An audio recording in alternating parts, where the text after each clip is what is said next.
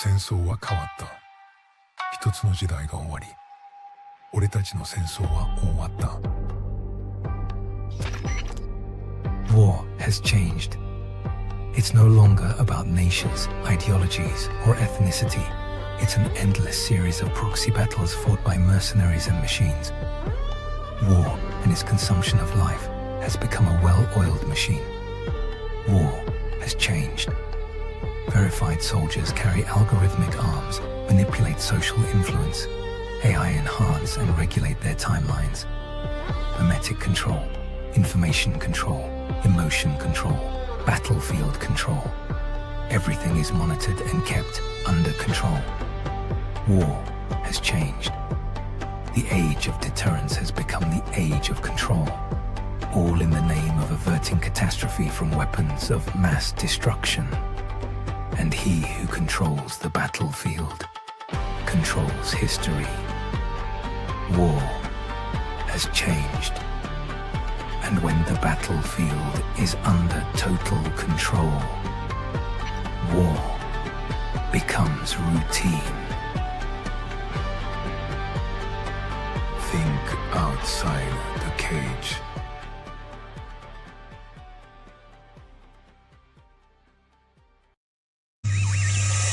The world is getting crazier. People are acting more and more insane. The end of the world is tomorrow. Tomorrow. There's only one thing to do when the world is falling apart. Listen to Basil and Gonz as they discuss this week's news and events through the lens of Bible prophecy. You are listening to Canary Crime News Talk. You're listening to Canary Crime News Talk. Today is June 17th, 2026. We are live to tape on episode 950. And today, Antichrist and Awe. Signing on from Off the Grid, Razzle Dazzle. I'm your best buddy, Basil. And you are not crazy. And my name is Gonz, at Face Like the Sun, director of the Age of Deceit films and author of Prophecy Without Panic, Recovering the Patterns Behind Bible Prophecy. Your favorite Asian provocateur for Christ, live to tape from the metaverse to bring you the best news, which is the gospel message of Jesus Christ, while reporting the egregious with a well-rounded, biblically grounded take on world events. It is Wednesday, my dudes. It is Wednesday, my dudes.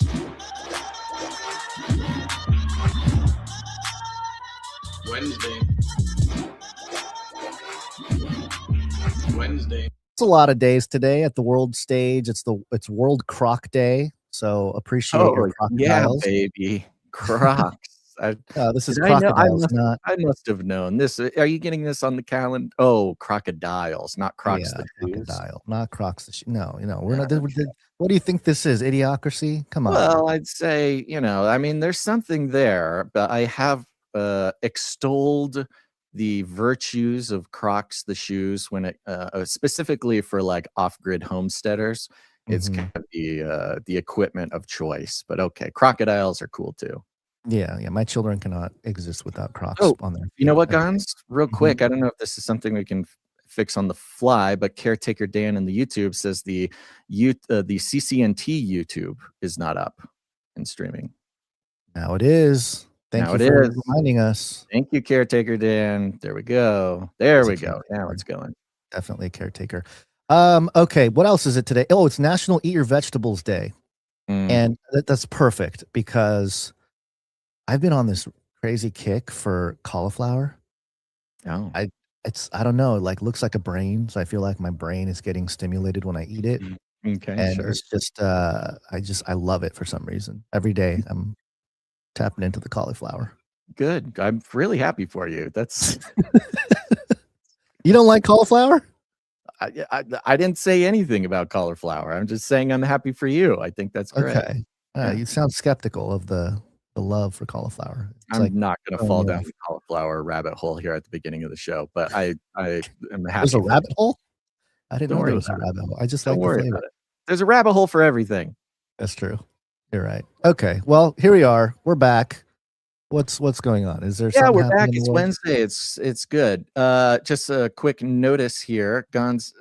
I don't know if this will be something that you were going to mention, but do we still have the dog and the children in the studio today with us? Well, yes. Right now we do. We have two dogs. We're watching the neighbor's dog, and the 5-year-old son. Okay, We so got some feedback. We got some feedback about the fun flavor, the authentic flavor. And, oh, you know, yeah. for us, there's a way to think about it that this is sort of, I don't know, a filtering mechanism, a certification mechanism that this is not AI. The fact that we have dogs and children in the background. I think And, so, you know, yeah. it's a reminder that it's a show for humans and it's a family-friendly show. So It's a there you show go. for humans by humans. Mhm. Look at that. Forever. Imagine that. We have to say that now every time until the AI starts saying it, and then they would be lying, you know? So Yes, well, there you the go. deceiver is very clever. All right. Well, I suppose, yeah, I don't have anything extra to do. Let's just jump right into the news, man. People want the news. We've Okay. had some, I will say, we've had mostly some polite feedback with the style and format of the show recently. And I just want everybody to know thank you very much for the feedback. And we're going to continue to try to balance what brings value to all the different kinds of listeners to the show. So to start it off, here's some news. My generation is hopefully, with the advances in science, the first generation to live forever, or the last generation that's going to die.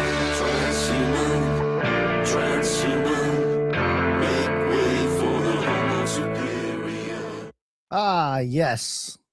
We are starting off with Wired.com. Leak exposes members of Peter Thiel's secretive dialogue society. Secretive society. One thing I love about this article, and I'm not going to make a big deal about it, okay, as we're in the age of re-enchantment and the mainstream media is having to adapt how to talk to people, how to report, and how to keep their attention. At least in the headline, they do a good job of not saying secret society, you know, Peter Thiel's secret society, because of course that would be crazy. That's a conspiracy theory. But if you call it a secretive society, then, you know, that's Wired headline worthy. So I think maybe it's a good idea for us to start calling like the Illuminati, Freemasons. They're not secret societies. That's crazy tinfoil hat stuff. They are just secretive societies. They even put the word in parentheses dialogue in between. Secretive dialogue society. Yeah. I mean, Well, I guess dialogue that's will be the name. That'll be the name of the society, which is very Silicon Valley, very it's good camouflage. It's good hiding in plain sight, like every good secretive society does. It hides in plain sight, right? Okay, let's get it into implies they talk, though. You know, not all secret societies talk. It could be that it could be secretive ritual society, you know? Yeah, right. No, that's So good. anyway, a trove of internal documents or records from a secret society. Well, they just pulled off the secret There it society is. They first line, can't help so themselves. they Just can't right help off it. It's the right bat, there. it's a secret society. A trove of internal records from a secret society for powerful figures in U.S. politics, finance, and tech was left exposed online. Wired has confirmed, naming participants in its events and revealing sensitive personal details that were assured would stay private. And I love that Wired is in the business of expose things. That was like early 2010s YouTube, Exactly. type stuff. The group, called Dialogue, is a private invitation-only organization co-founded in 2006 by the billionaire tech investor Peter Thiel. It convenes U.S. officials, foreign government figures, and Silicon Valley executives at off-the-record annual retreats. That sounds familiar. Dialogue has spent 2 decades declining to disclose its members. Now, directory, just to mention here, for those who are just listening, it's easy to miss, but dialogue, as in the name of the secret society, is spelled D-I-A, L-O-G, log, right? Which is not the correct spelling of the word dialogue, which includes a U-E at the end. So I love it how even, you know, Silicon Valley tech industry, famous for like naming apps and businesses like simple words, but with like vowels missing, or with, you know, you got to spell the word weird somehow. That makes it sort of trendy and cool.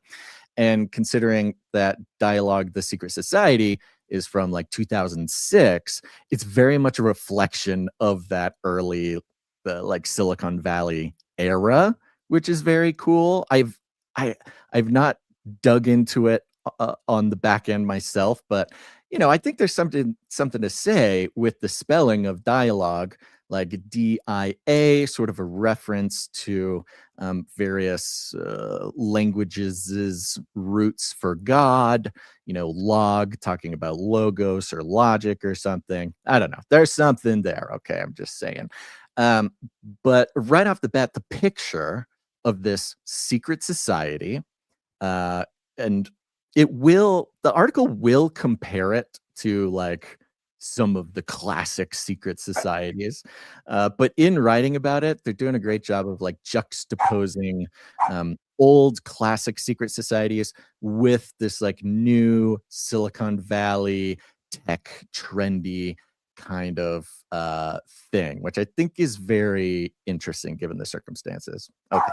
Yeah, I also just for the record here, I know that there are people. We've been covering Peter Thiel for, nearly 10 years. We've been Too long. keeping an eye on him. But there are others, people like Whitney Webb, who have written extensively on sort of the surveillance state and all this kind of stuff. And she dialed in on Peter Thiel for years, and I don't think she's ever covered this group. So I could be wrong. Find it. Yeah, if she has, then Peter Thiel experts, right? It's weird to learn anything new about Peter Thiel, especially learning something new that is 20 years old about Peter Thiel. right. So Yeah. the So secret society has been successfully secretive for a while. right. But it does bring up the question, why are they allowed to be not secret anymore as of Well, June we'll 2026? find out. These ding dang hackers. Real quick before you continue, shout out to One Lousy Petunia over on the X feed here. Made a comment in the Discord voice chat with some Canarians. Watch party. Okay, so apparently there's Nice. a show watch party in a voice channel in the Discord. Shout out to the Discord. If you want to join in or are not part of the Discord yet, get connected with other Canarians, go to canarycry.party. You will see a link to the Discord channel. Click on that and go get into the watch party. That's very fun. Good job to all the Discord people. Do it quick. They're going to lock it down. Yeah. And they're not going to let anybody else in. They better do it quickly. All right. So, yes, Dialogue has spent 2 decades declining to disclose its members. They've done a good job. A directory in its website's code was first revealed by the Swiss hacktivist Maya Arson, Crime W. Now, with this, I'm not trying to make a big deal about it, but something that is weird is that in the hacktivist's name, I'm actually, there it is. Okay. The hacktivist name's Maya Arson Crimiu. Is that how you say it? Crimiu?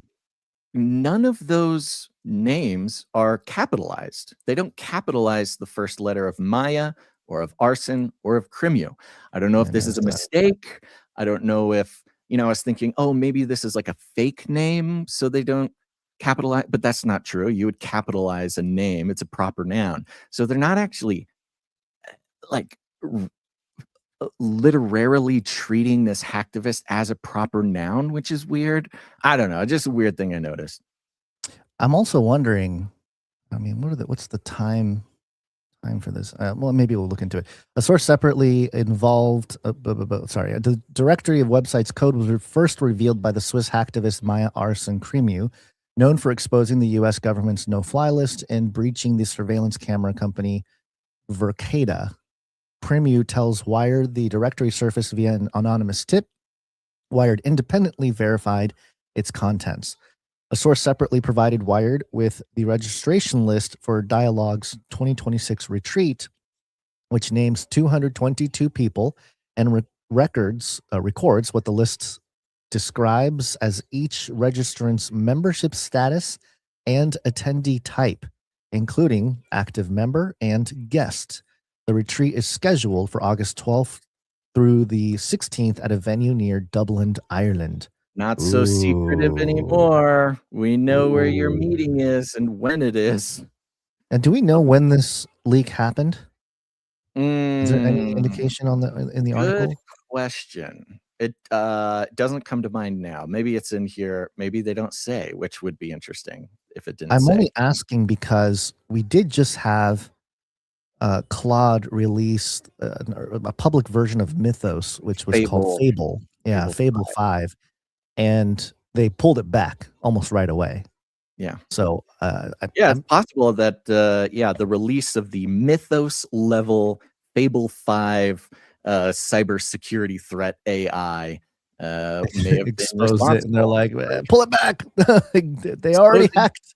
They already exposed Peter Thiel's secret society. We got to shut it down. So August 12th through 16th, that's coming up at a venue near Dublin, Ireland. I mean, interesting because Ireland is I guess a focus of attention in the news right now, or at least for the past week. And 222 people were registered for that. Yeah, 222. Perfect, perfect for rituals. Perfect number for rituals in the binary. The same data lays out a program of off-the-record sessions, including money, parentheses, does, question mark, buy happiness. That sounds like a great meeting. Quote, bring back nuclear, quote, navigating World War III. Oh, good. Quote, battlefield technologies, and quote, how's your sex life?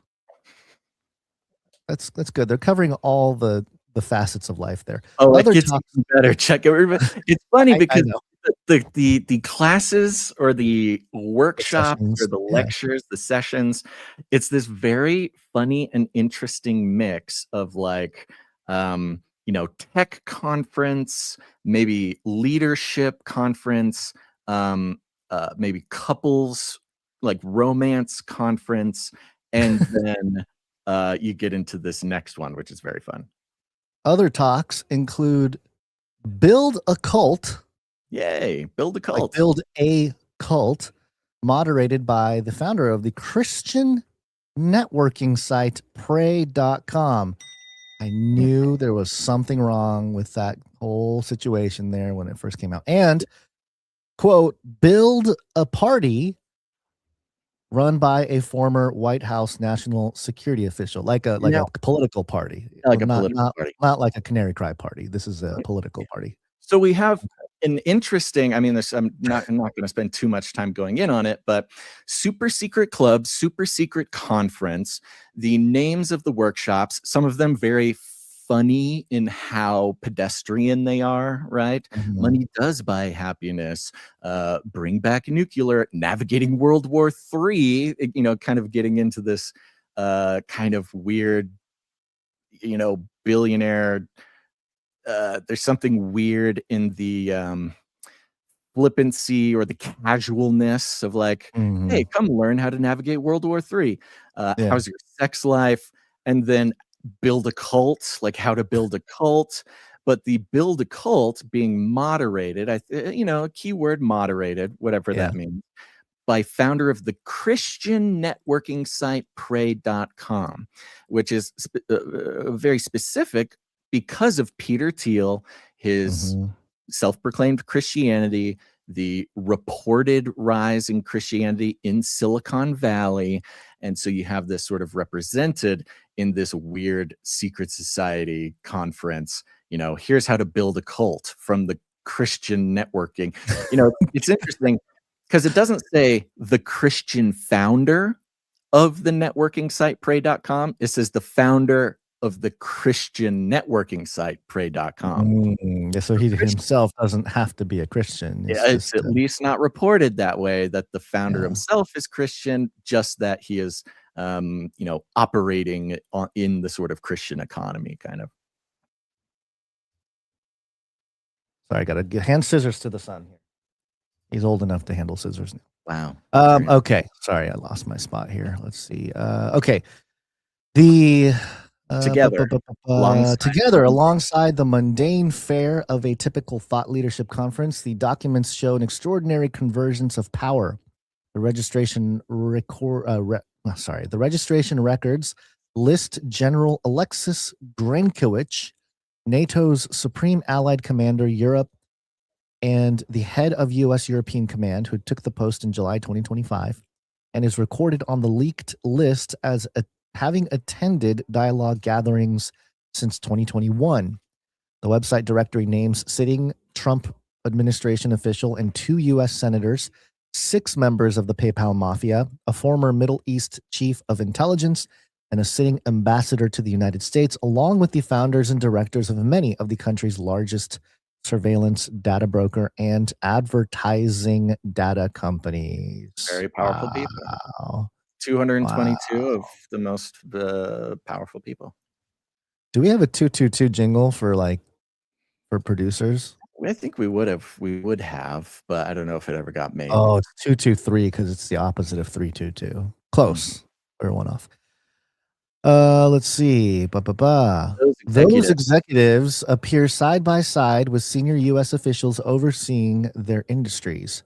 Auren Hoffman, Dialogue's chairman, founded the location data broker SafeGraph and the identity resolution firm LiveRamp, 2 of the most important suppliers in the consumer data economy. He appears in the directory alongside Treasury Secretary Scott Bessent, whose department writes the rules for financial data, and Senator Ted Cruz. Ted Cruz, chairman of the Commerce, Science, and Transportation Committee, which oversees the Federal Trade Commission and its Data Privacy Authority. Wow. Okay. So Auren Hoffman, that sounds familiar. Is that okay? This is any relation to the who's the other Hoffman? The LinkedIn or not LinkedIn? Reid Hoffman. Reddit. Yeah. Reddit. Reid Hoffman, maybe. Reid Hoffman. Yeah. Palantir co-founder Joe Lonsdale, whose software runs case management for U.S. Immigration and Customs Enforcement and data fusion for the Pentagon and intelligence community, is listed in the same society as Army Secretary Dan Driscoll and Representative Jim Himes, the ranking member of the House Intelligence Committee, which oversees agencies Palantir contracts with.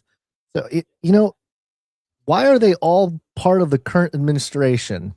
Well, it's not even the current administration. It's the new Illuminati, right? Where Bohemian Grove or the what is it? The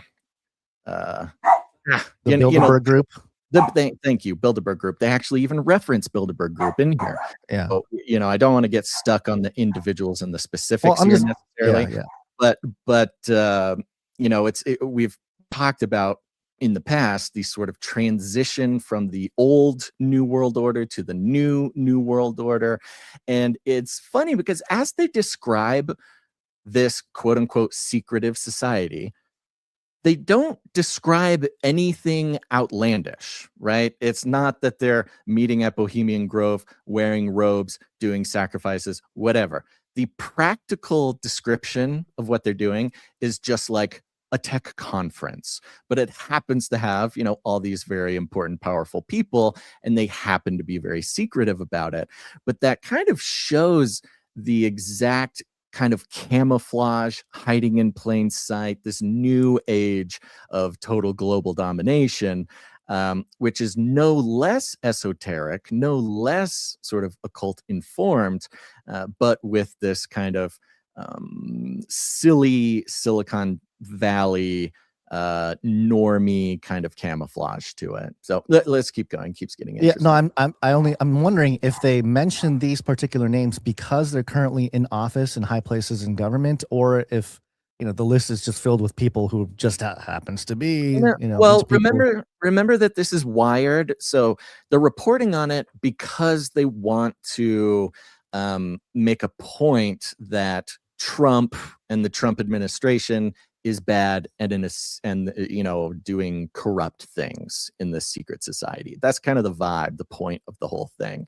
So even describing Dialogue as a secret society, not that it's not a secret society, but that Wired would have no incentive to draw connections to secret societies or past secret societies if it wasn't a way to slander and fight against the current, global world order, right? It looks like and its effects. It looks like they've been very effective in getting into public positions everywhere. of power. Oh yeah, it's perfect. Yeah. I mean, that's the whole point, it's right? exactly who you would expect to be in the new version of Bohemian Grove or whatever.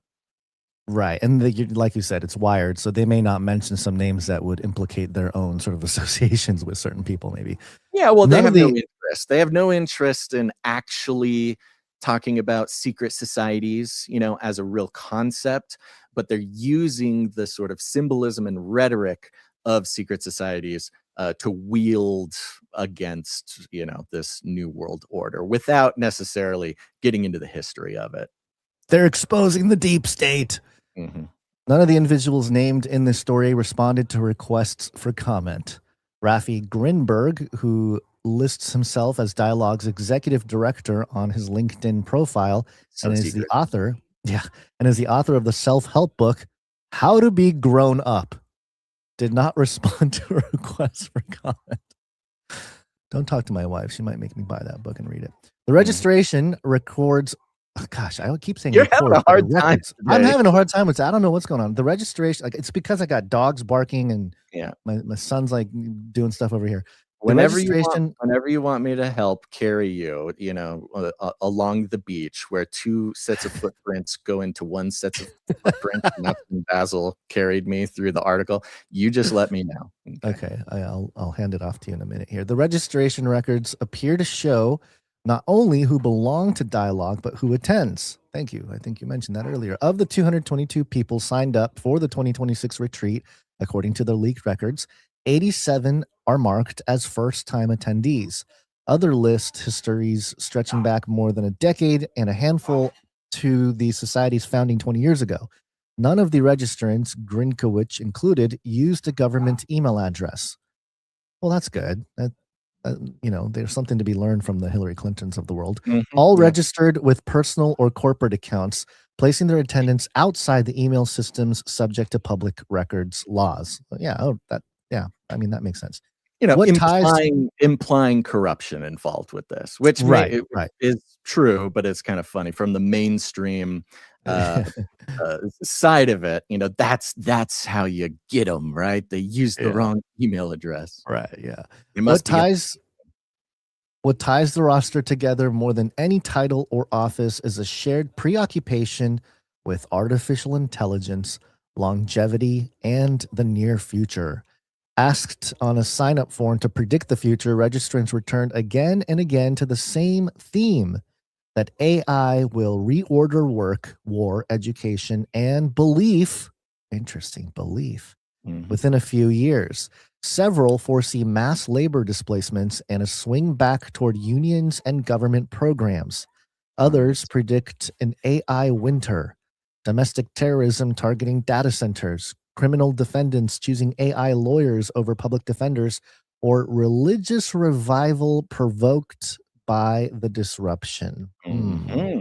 Interesting. Quote, societal degeneration, predicted one person, will continue to accelerate. It sounds like we could kind of be, we would be talking all day, all night at this meeting, not to. We would be great speakers, at this. I mean, praise God that we are not in the position where we are being asked to do that. That's great. But it shows, interestingly enough, in the broad scope of interests of the new world order secret societies, just happens to be all interested in the exact same things that Canary Cry has been obsessed with for many years now. Members also list talents like funhouse construction. Now, real quick, because this gets a little weird for a second. Yeah. What they're reporting on now is they got all the credentials and the data of people who signed up on the website for this thing, for the secret society, as they put it. And this is all in the context of the dangers of cybersecurity and how nothing is private anymore. There's an irony to Palantir members of this society having their data leaked because the website wasn't secure enough, stuff like this. And there's this humorous insight, which has always been a part of secret societies, right? It's been part of the thing that people like to try to debunk secret societies or debunk Freemasonry or debunk, oh, their rituals are silly. They're just men playing playing children's games, or, oh, it's just a bunch of nerds. Oh, it's just a bunch of, whatever. That's part of it. But through these leaked documents, you get to see the questions that are asked like on the registration form, which apparently is like, how do you see the beast system, taking shape over the next few years? And also like list your talents and interests, your interests and talents, to see if you're like a good fit for the secret society, which is kind of this, again, kind of silly, kind of childish. But if you think of the more darker aspects of some of the old school secret societies, where rituals and crime and sexual deviancy is like kind of all part of the vetting process of, sort of more classic secret societies, they're trying to reflect a similar thing here. But making it seem more like setting up a dating profile, right? Specifically, I think they mentioned we will get literal dating profile later. Yeah. Right. So it's more like signing up for a dating profile to be able to get involved. But again, you've got Wired simultaneously using the language of conspiracy theory and secret society to bring attention and almost simultaneously mock and defend against the idea that secret societies are something that have been real and ruling the world for a long time. It's a very sort of subtle and clever piece of propaganda here, but also very fun and weird. Yeah, literal. Members also list talents like funhouse construction. That is sinister. Isn't that the most creepy? Like, you can't get any creepier than that, right? That is very occult and sinister and weird. If you're listing a talent of yours as funhouse construction, that seems like code. That seems like, I don't know. That's weird. Yeah. Accent imitation to deceive many. Backcountry skiing to hide all the dead bodies. Urban exploration, similar reasons, and, quote, meditative and psychedelic inquiry into the nature of reality, end quote. And so drugs. One offers, quote, compassion and existential dread. Wow. Who's that? It's talent. What talents do you have? I offer compassion and existential dread. Wow. They must really think there's something, huh? If you can actually do both. Another, quote, dinner parties, keeping secrets, remembering birthdays. That's a gay member or a female. I'm just going to call it now. Their book recommendations skew towards the canonical and optimization-minded Marcus Aurelius and Milan Kundera, alongside Annie Duke's Thinking in Bets, Peter Attila's Outlive, and from at least one attendee, Thiel's own 0 to 1. Really trying to kiss up to the people running it here. Yeah. Dialogue also plays matchmaker. Yay! Its participant form asks registrants whether they are, quote, looking for love, and offers to include, quote, single man, single woman, or other respondents in, quote, future matchmaking. A separate site, and this is hyperlinked, dating.dialogue.org, hosts an app pitched as, quote, meaningful connections for exceptional people. Got to keep the bloodline tight. Got to keep keep the bloodline in the elite. I can't allow these peon normies to get in there.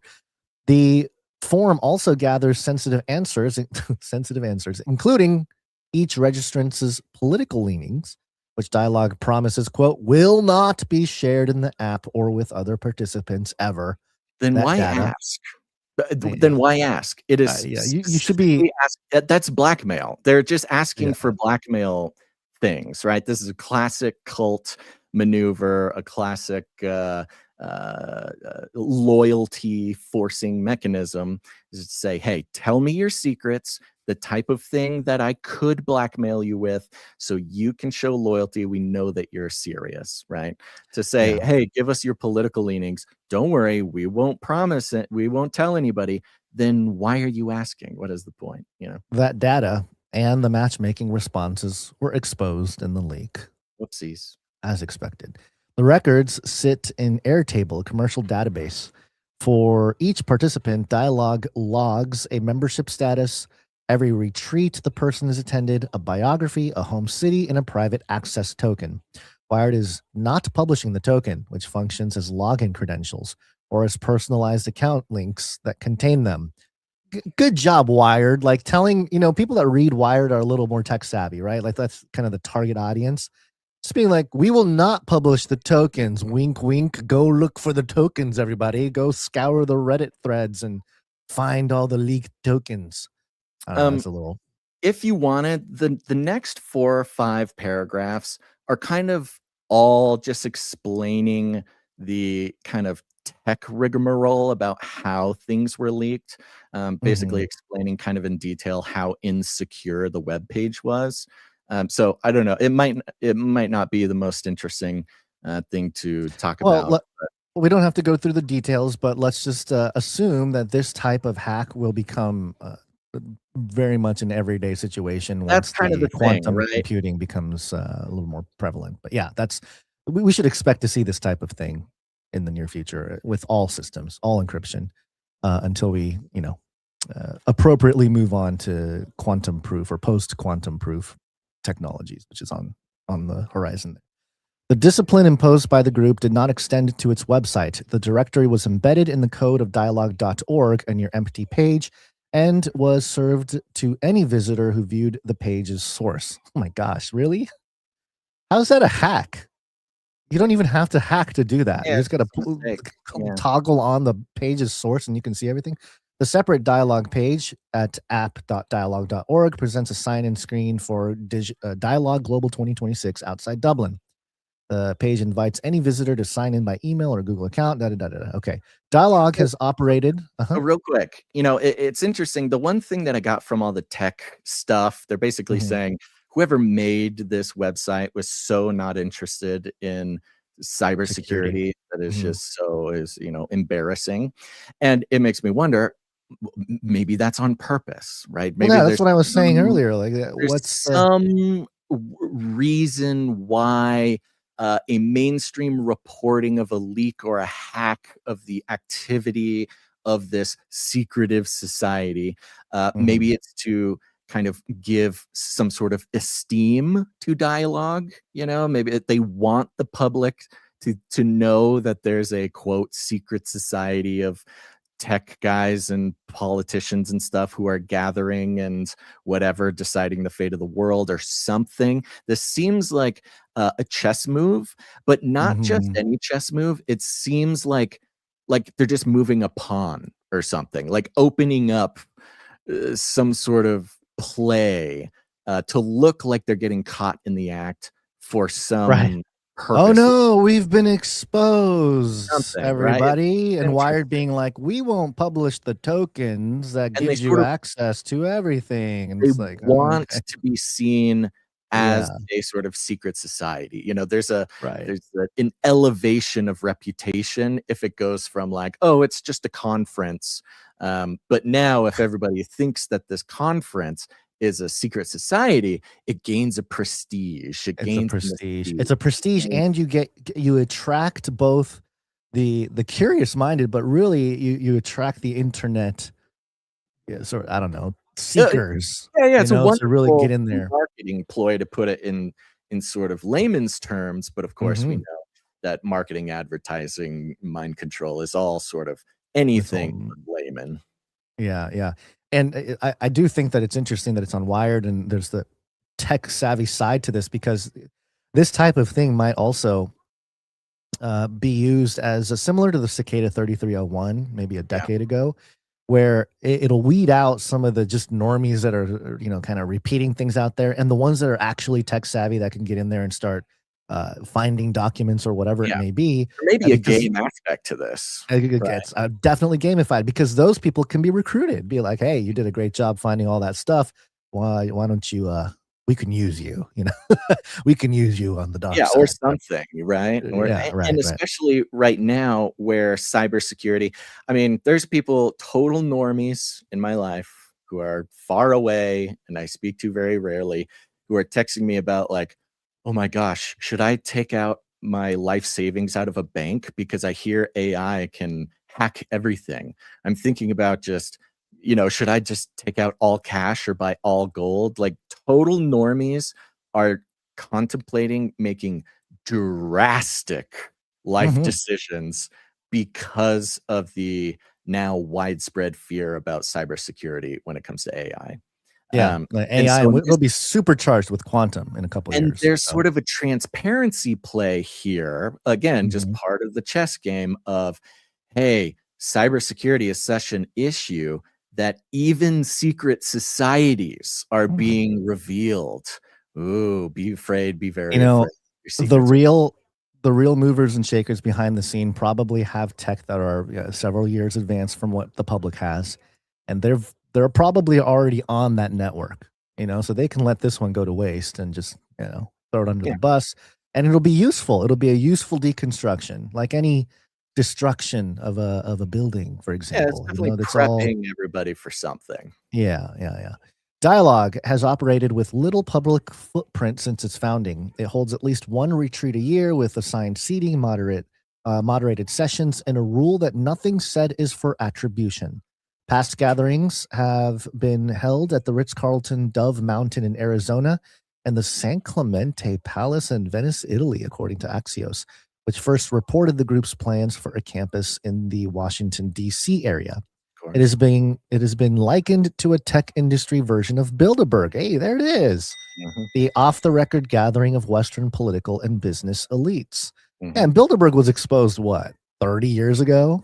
I mean, it's been a long time since Bilderberg was exposed. So, and it's interesting because when Bilderberg was exposed, the mainstream rebuttal is like, hey, you're calling this a secret society, but it's not a secret society. It's just a gathering of all the most important people in the world who decide the fate of the world, right? Right. This is, of course, just sort of kind of that cycle of like, no, you're crazy. It's not happening.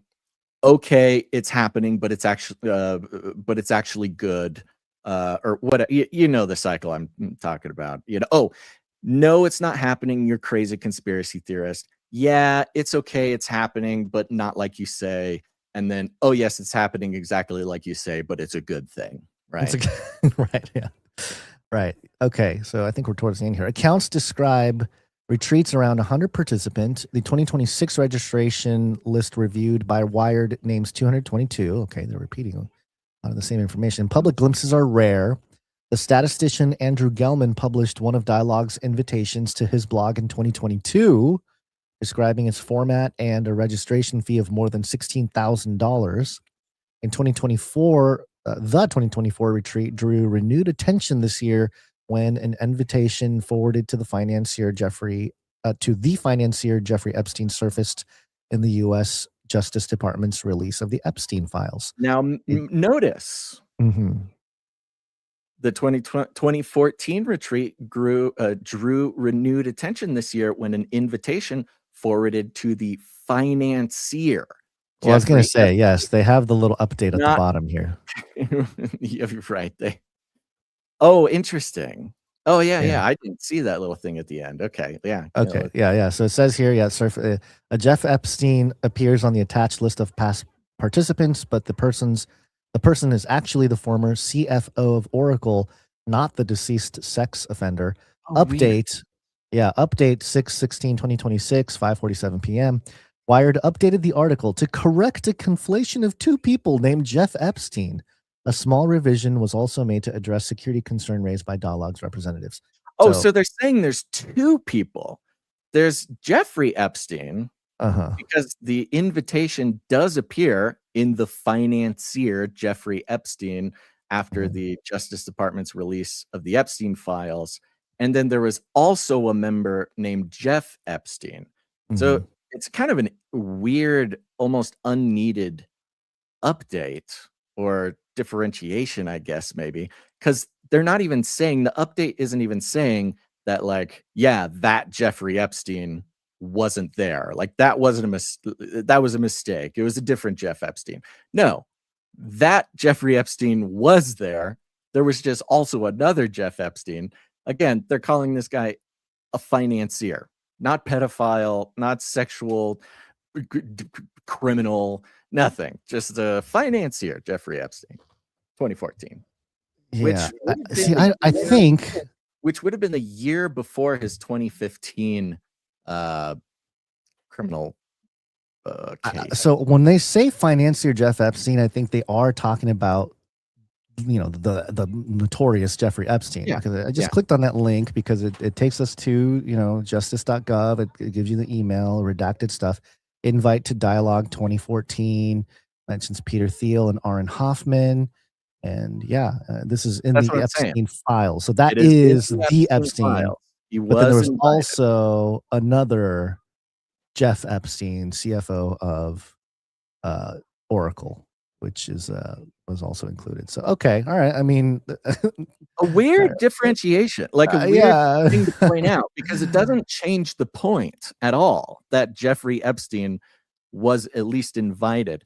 Now, a previous version of this, they did update this since I saw yesterday, because there was a part that talked about, you know, we don't know if Jeffrey Epstein actually attended. They said a lot more about that. So that might have been part of the update. But again, it seems like a differentiation without a difference on this update. Well, so I don't know. Yeah, maybe they clarified it because I can see how it might be a little confusing, because the name Jeff Epstein, CFO, former CFO of Oracle, is mentioned in the letter on the justice.gov Epstein list of emails that were released. So I can see how that can, you know, there's like an inception going on there. The name Jeff Epstein in the Epstein files, you know. So anyway, all right, great. You know, who cares? Point is, it's all exposed. Peter Thiel's secretive dialogue society. That's also a dating app. You know what I did know? You know what I did notice though? One thing very interesting about this whole dating app situation, if we're thinking, you know, how the elite think about the world and stuff, there is not this, hey, we got AI for you, we got robot romance for you. You know, they're very much like, no. Find your partner in our circles. Are very pro-natalist. They're very. They are. You need to keep bloodlines. Depopulation for thee, but not for me, kind of thing, right? That's right. That's what's going on. So, just interesting that you know, we tend to think that they want to just kind of mate with robots or something, but not for them. They want to keep going on living forever. The rest of us can die off by marrying robots. I think that's their agenda there. But you know, we'll see how this all plays out and the cultural reaction to all this over time, because I'm sure this is not the end of the story. Like I said, back to what exactly is this? It seems like it seems like a pawn moving on the chessboard, some sort of opening move, you know, triggering or inviting those who are experiencing some sort of the re-enchantment or getting into conspiracy theories, or maybe on the sidelines of kind of conspiracy theory stuff, which basically includes everybody in the world. You're either a full-on conspiracy theorist now, or you're being invited by events happening every day, depending. But it seems like a type of diversion that will make a lot more sense, specifically in the context, I think, of Peter Thiel in coming news cycles, right? It's sort of setting the stage for some other thing. And I don't know exactly what that is. I think this is part of the marketing too, because the article didn't mention that they're creating a permanent campus near Washington, D.C. So once you go from like secret meeting to, hey, let's put a building up. Like a building near DC. It becomes public anyway. Your headquarters is a part of the occult and esoteric architectural structure of the sort of spell sigil that is the layout of Washington, D.C. Once you have a spot on the sigil, literally in the geography, then, you know, that's a very powerful thing. And think about what they were talking about. Build a cult, build a party. Right. What do you think they're going to try to do? They're going to try to build a cult and a party. And a party, right? A So sort of this is technocratic, pseudo Christological cult party, basically. yeah, man. It's like they're anticipating the network state, and they're using, obviously there's going to be like this Christian flavor to it or something, or at least in titles and names or something to appeal to the current milieu. Humanism, even if it's Even Christian humanism, Silicon Valley weird Peter Thiel Christianity, right? The pieces are set in motion. People are waking up to spiritual realities, and we see all these attempts to divert people waking up to spiritual realities into anything other than the gospel. And in this case, it's sort of technocratic cult. And how do you get more people wanting to join? You got to tell them about it. Yeah, they got to know. Because it's got to seem exclusive. It feels very exclusive. You know, fun. Ted Cruz went. You know, think about these billionaires that are like, Ted Cruz is there and I'm not there. You know, you can play on people's prides. Right. And the inclusion of the fun part too. Like that's a part of like the cult thing, is you got to give the impression that you're actually having fun in there. So the revealing of like, hey, what are your special talents? What are your special interests? What do you think the beast system will be like? Do you want to find love? Like somebody could be like, oh my gosh, that's I want all of those things. I'm rich, I'm lonely, and I want more followers. I'm joining. Where do I sign up? How do I get in? That because if it was so exclusive, you know, part of the issue with Freemasonry in the last few years, because it's gotten so exposed, no one's joining. There's like no new recruits, and you know, it's the organization is sort of not as powerful and secretive as before because everything's kind of been exposed. But for a truly secretive group to actually gain traction, you got to play into that. It's like the internet, right? It was a place. It was a communication network for the intelligence agencies to communicate. But if it's just those people communicating, then you know, once anybody or an adversary discovers the network, all of your stuff is exposed. Now you got to open it up, allow regular people in there a little bit, and then it'll seem more, you know, just kind of hide in the crowd kind of thing. It disarms the critique. Yeah. So I think we are going to hear more about dialogue as the days and months go on, and it'll be both a much like Peter Thiel, his track record, both the most dystopic and troubling thing ever, and at the same time, you know, the only way we will survive the apocalypse kind of language being attached to its well, and it's interesting because using the language of secret societies makes you go, oh my gosh, this is very heavy. But then you read it and it's mostly like, hey, isn't this embarrassing that this leaked? Isn't it embarrassing that they got hacked? It's so silly. It's a bunch of rich people trying to date and go to conferences and do nerdy, you know, lectures and stuff. Like it's more trying to seem embarrassing than it is to say like, hey, wake up. There's secret elites who are meeting and doing stuff.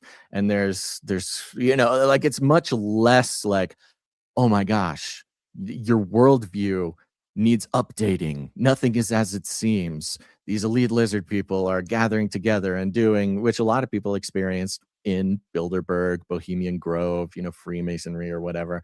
But Wired's coming along and more doing like isn't it embarrassing that these billionaires are getting together trying to date and taking lectures on how to build a cult?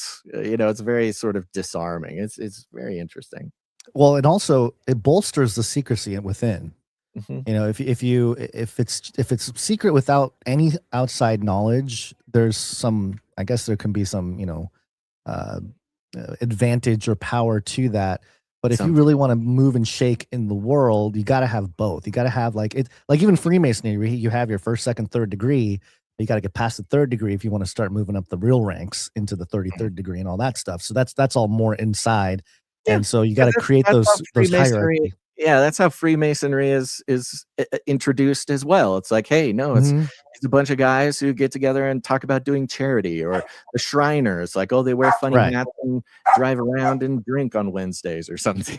Yeah, like and it builds mythology. This all builds mythology about the inner, you know, what are they really talking about? Like, yeah, they have these sessions that are kind of ridiculous, and oh, they want to build a cult, and we can be kind of mad about that or outraged about their hubris or something like that. But what are they really talking about on the inside? What are the private conversations like? And that creates mystique and mythology surrounding all of it, which gives them more power. We talk about the re-enchantment, you know, this gives them almost like a sacred supernatural power over society. So yeah, the more I'm thinking about this and talking about this, this is like, I don't think this was like, oh no, we got you can almost draw out a roadmap, right? They're just playing through an ancient roadmap of how to gain, maintain, and increase power.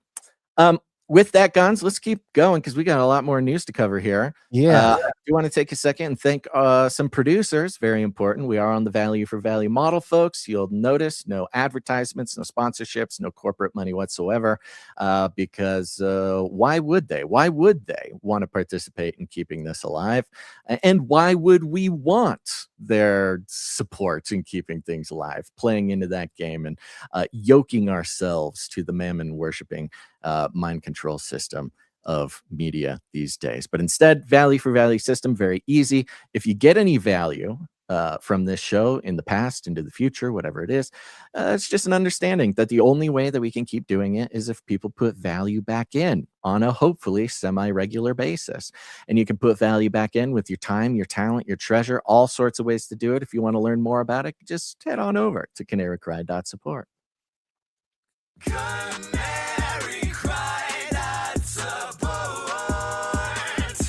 Big old shout out to, of course, our monthly producers. We could not do it without every single one of our monthly producers, no matter how much they support the show on a monthly basis. I encourage anybody, if you want to make Gons and I feel warm and fuzzy inside, but also join the Canary Cry army to keep things going here, just go sign up for a monthly producership in whatever amount makes sense to you. But our executive producers are people who come in, they support the show for $100 or more for any individual episode, and we're so grateful and couldn't do without them as well. So these are our executive producers for episode 950 of Canary Cry News Talk.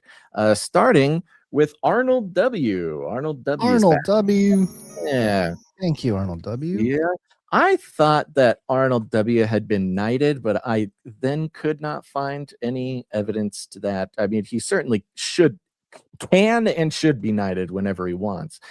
So I couldn't find him on any list, but we also don't keep very good lists. But big shout out to executive producer Arnold W. for keeping us alive here. Thank you. Yeah, Thank you. Appreciate it. Round number, which is a good reminder if anybody produces, no matter what amount you're producing in, if it's a nice round number, say on the 10 or the 5, that's you telling us you prefer we do not disclose it on the air. If you don't mind us disclosing it on the air, you can have some fun with the number, you know, put 33 cents on there, 1111, 1 2 3 4 5, whatever. That tells us that you're okay with us disclosing it. And such is the case with, of course, our wonderful ongoing executive producer, Sir LX Protocol V2 Baron of the Breen Protocol. Hey.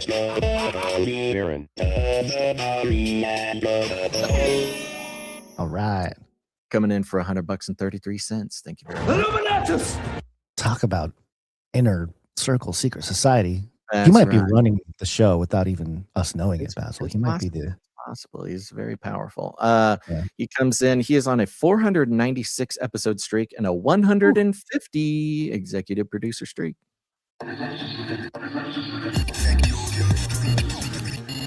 Thank you very much. Now that concludes our executive producers for the day. Thank you. We got a couple of producers who came in under the executive producer amount, and they came in over $7.77, which means they are entitled to have a note read on the show if they would like.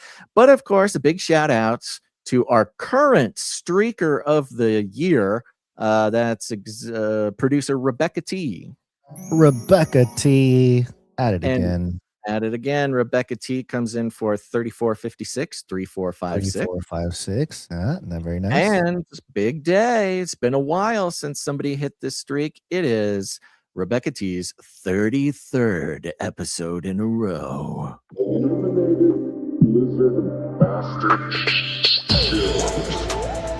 Officially solidified the eliminated Lizard Master Show. Most exciting streak. That's right. Most exciting streak.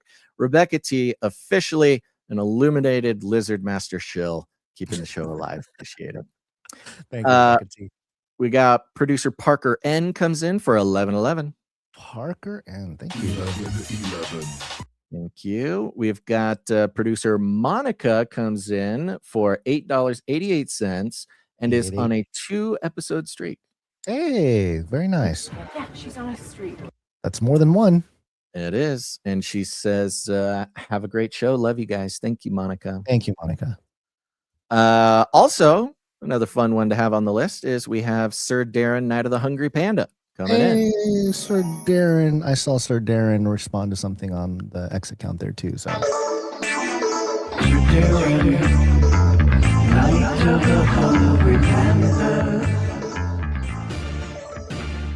and the myth, the legend comes in for a pocket full of sevens, 777 plus some fees. Thank you.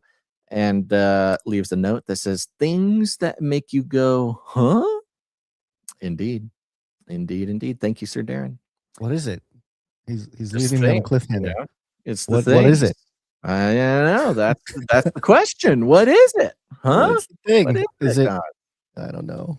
It's driving me crazy. It is everything. That concludes our list of financial producers who came in the amount of $7.77 or more.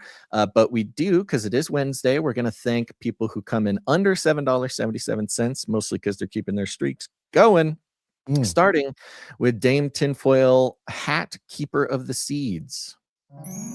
Thank you, Dame Tinfoil Hat.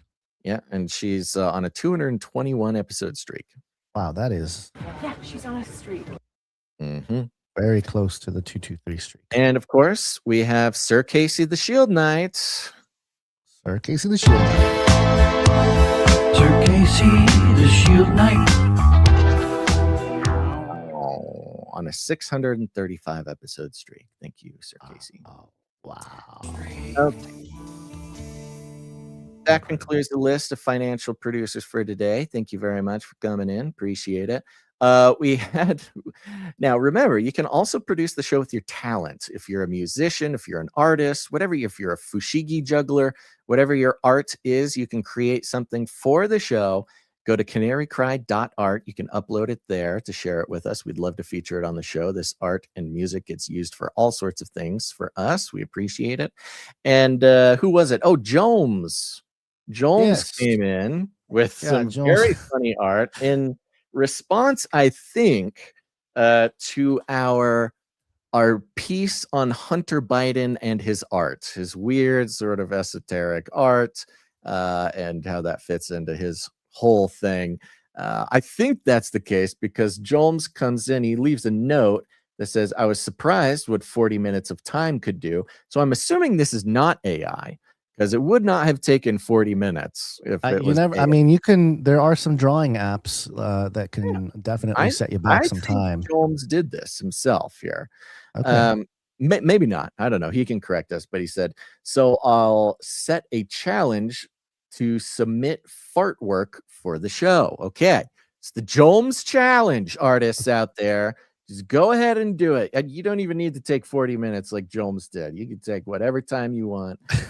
And Jones gives us this piece of art. It's called Ascended Bird, which is, again, very reminiscent of Hunter Biden's art.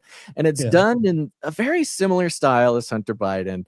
Very weird, very kind of sketchy, but also very esoteric. And it's really bizarre, but quite good. There's sort of a salmon-colored peach background with a different shade of salmon color circle, like a sun, perfect circle behind the character.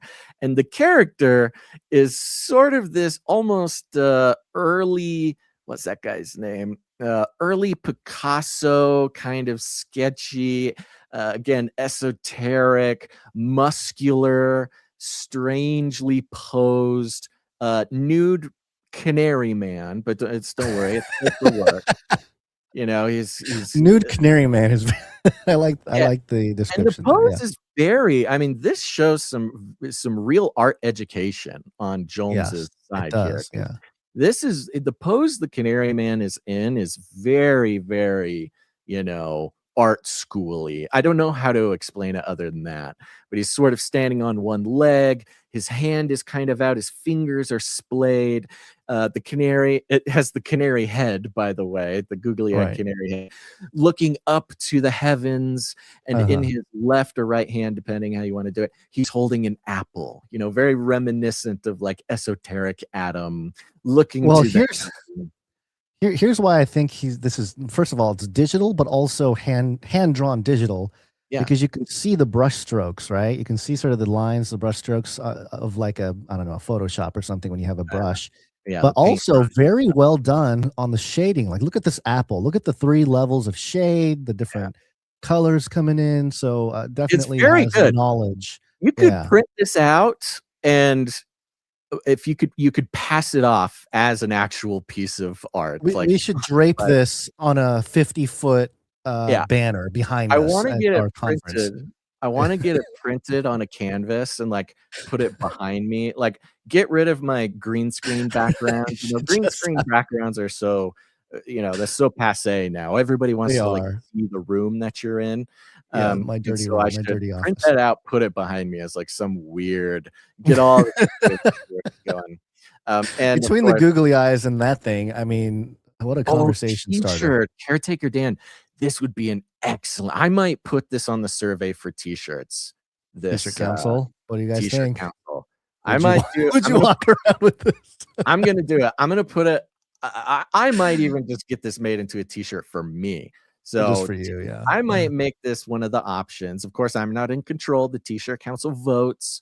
So go to canarycrysupplydrop.com, sign up, support the show, and become the one to choose the t-shirt for this quarter. But I'm gonna make this one of the options. I like it. I think it's the tan peachy kind of background that really adds to this. Beautiful good color choice. Good color choice. Great job, Jones. Thank you very much. Thank you, Jones. Appreciate it. And this is Jones putting out the challenge to any other artist or even non-artist. Why did he say fart work? Is that because it's just he was making a joke? Yeah, it's fart work. Was there a method to this art that are a little bit more? I don't know. I'm gonna assume that farting had nothing to do with the technical technical like this.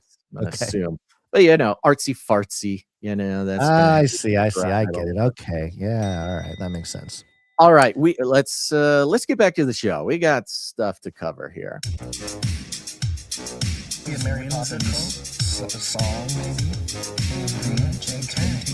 Yeah, there you go. It works.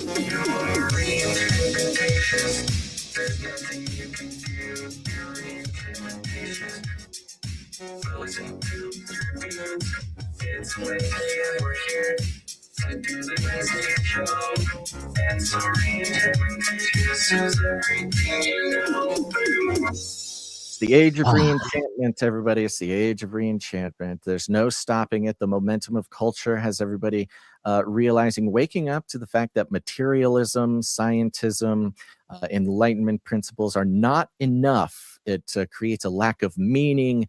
It creates a control mechanism. It's happening, and the mainstream media is having to respond to it in their own special way to try to guide people away, of course, from the truth, which is the gospel of Jesus Christ. We're continuing our series of episodes here to understand, illuminate the broad meta, not only in specific sort of headlines about what's going on in the world, getting sucked into the news cycle, but let this open up our understanding to everything that we'll be seeing communicated by the mainstream. And part of that has been wonder and awe, the mainstream admitting that there is a lack of meaning, that wonder and awe is missing in the modern world and is a source of all of our problems. Of course, as Christians, we also value wonder and awe, specifically fear of the Lord, which is reverence and awe of God, which is available to us at all times. But wonder and awe being a very special tool for controlling a population who is insisting that there is something spiritual going on. And Time Magazine's getting it in on it now. Okay. This is spreading far and wide. And Time Magazine has an article says why you should seek out a few minutes of awe every day. Harmless enough, right? Harmless enough headline. It's not getting too freaky deaky. It's not getting too heady. This is very like sit down, suburban mom can read this and go, actually, this is what I need, right? Very accessible to a normie. It says, you don't need to book a flight to see the northern lights or watch a total solar eclipse to experience awe, which is telling a truth here. And the truth is, it's been a misunderstanding in culture and through the generations here, that in order to experience something transcendent or something bigger than just your boring life, there's gates to it. There's obstacles, right? Economic. If you can't pay for a flight to see the northern lights, you're locked out of awe, right? Only the rich or the whatever. And in this time of economic woes and uncertainty, the mainstream popularizing of accessing awe and wonder without paying money is very, very relevant to most people these days. So right off the bat, a good start. You don't need to book a flight to see the northern lights or watch a total solar eclipse to experience awe. Time Magazine with a great typo there. All you have to do is look up at the sunset, down at the veins of a leaf, or deep into your morning coffee. Parenthetical, really. Jennifer Stellar learned that last one from a stranger. While running a study in which people logged their daily moments of awe, she noticed something odd.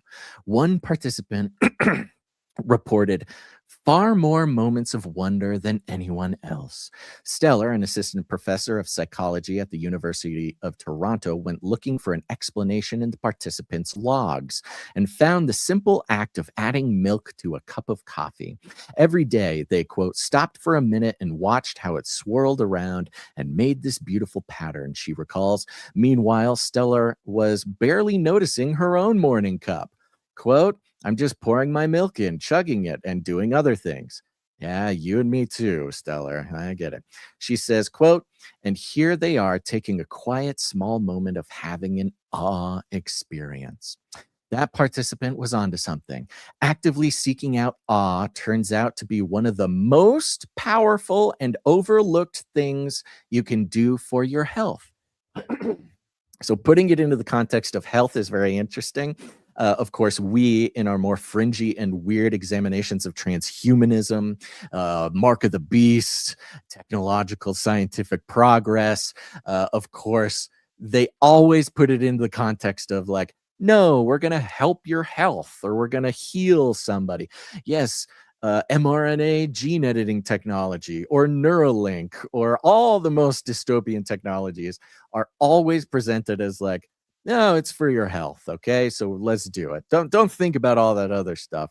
It's all for your health. And now this recognition by the mainstream, who previously would like you to think that all is material, nothing is supernatural, there is no awe and wonder. It's just a thing. It's a function of your brain. There's nothing else in this world than what you see around you. Are turning around and going, uh-oh, people are noticing the lack of meaning, wonder, and awe, and this is drawing them to God. What do we do? Well, just say it's good for their health to just stare into their cup of coffee, okay? They don't need to pray. They don't need to seek God. They don't need to do these types of things. So another targeted campaign for a slightly different crowd here. Subheadline, what awe actually is? Okay, here we go.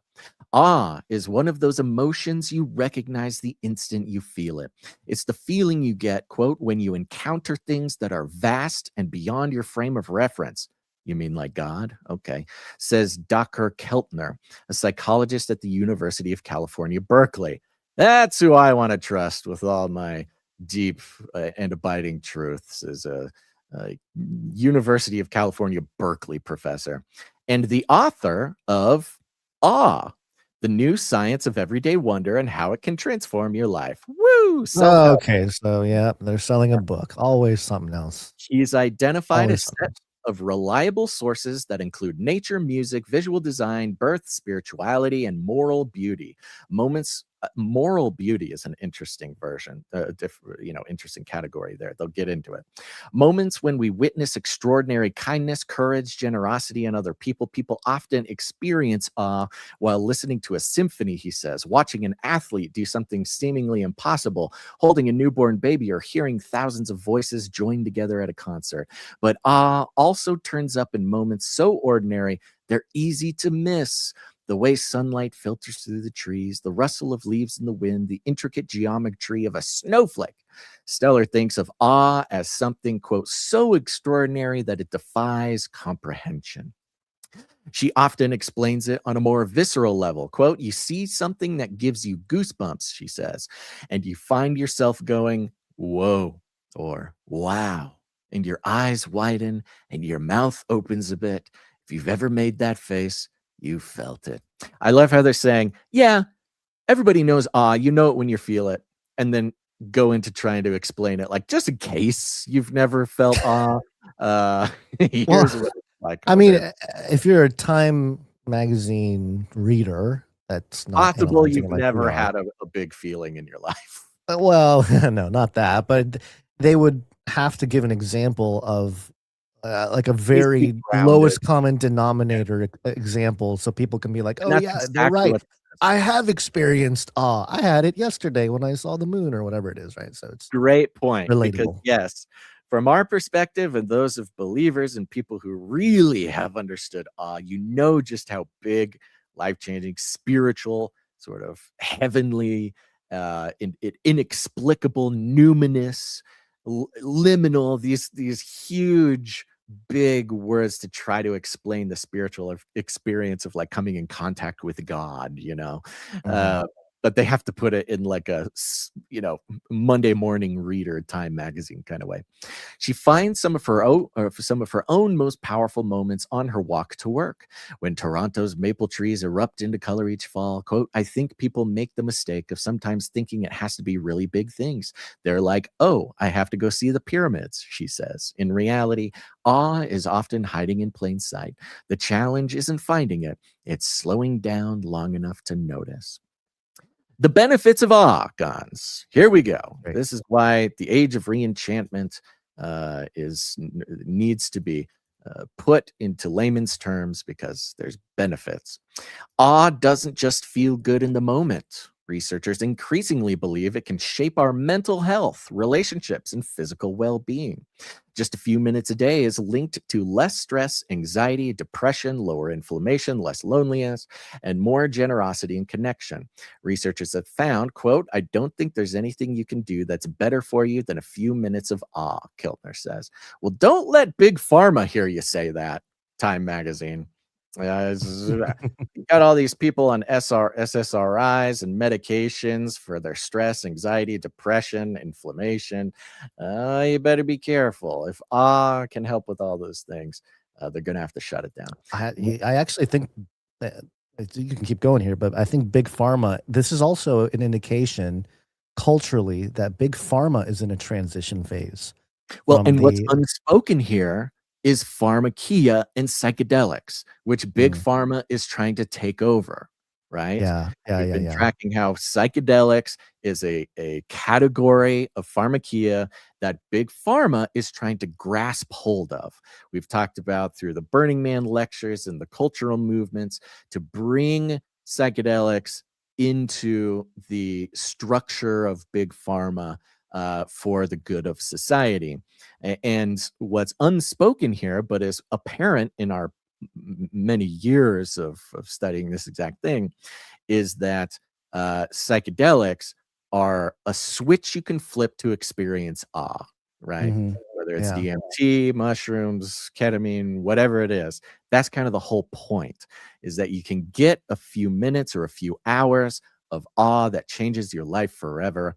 And so take pharma's, mushroom pill, something like that. One reason may be what researchers call the small self. Awe shrinks you in a helpful way. The feeling is partly about thinking less about yourself and partly about feeling connected to something larger. Stellar describes it as a release from that noisy ego that's always in your head, talking about stuff generally, not saying the nicest things. Unlike shame, which can also make people feel small, awe doesn't trap you inside your own thoughts. Instead, it directs attention outward towards something larger than yourself, which goes against every instinct that the secular world has ever tried to pound into our heads from the moment that we were born, was that we are the largest thing. We can be as gods. Our pleasure matters most. Our destiny matters most. Don't care about anything or anyone else. This is what the entire materialist world, going all the way back to the garden, is trying to convince people of, because it's the most effective way to draw us away from God. And now, awe, which they admit is trying to draw your wonder outside of your own power or whatever, It's your own God, self. your own But they won't self. say God. They'll Of course it's something not. transcendent, but it's not about But again, a it's creator or even, a higher being or anything like that. It's literally just something more than yourself. and yet they say, do it for your health. Do it for yourself. Your That's I well-being. was gonna say. It's very clever. This article is sort of saying that awe is going to rescue you from consumerist culture, like sort of our shallow consumerism. Oh, they're not culture. even saying that it's going to rescue from there, right? They're not saying the words that. Well, they're awe not will- saying the words they don't rescue, wanna but admit the poison of secular materialist modern Right, culture, right. right?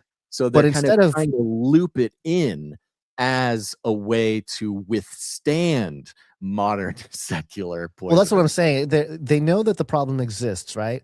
And it's as if, hey, when I say rescue from consumerism, not in a sense of like forever rescue, it's actually a misdirection, because a true rescue from consumerism is to connect with God Right. or the divine or something like that. But instead, it's no, this is for like self-help. It's to help Self-improvement you. culture. It's to help you. Like, hey, you go beyond yourself so you can help yourself. Kind of thing, It's right? here. It's like this It's to help you complete cope, misdirection. to help you Cope, cope, yeah. so that you can continue to exist within the consumerist culture, right? The Right, yeah. materialism. It's a rebranding of the It's a medicine. entire It's trying thing. to loop it in as a medicine to so you don't come up to the point where you go, oh my gosh, I need to leave materialist, secularist, scientistic. I need to get out of here. It's the problem. It's the source of all my biggest problems with meaning and numinousness. I need to get out of this culture where they are prescribing a lesser form of it as a way to let you endure in the suffering of secular materialist culture, right? It's locking you in. Well, they're not defining much things like, that are much like SSRIs don't cure you of your mental health. They help you cope with it so that you stay in the cycle of your mental health and you never get off the SSRIs, right? Yeah, well, they're using words like transcendent and vastness and spirituality, moral beauty, and things like that. But they're not really defining what those things. What do you mean transcendent? Because you'd have getting on to an talk about God. application. Well, that's what I'm saying. Getting on an application on some app is transcendent of yourself. It's beyond you. You know, humanity itself is, nature is, the cosmos. Your local community is, God is. Like, what are you talking about when you say transcendent? So there's not like a clear target here. It's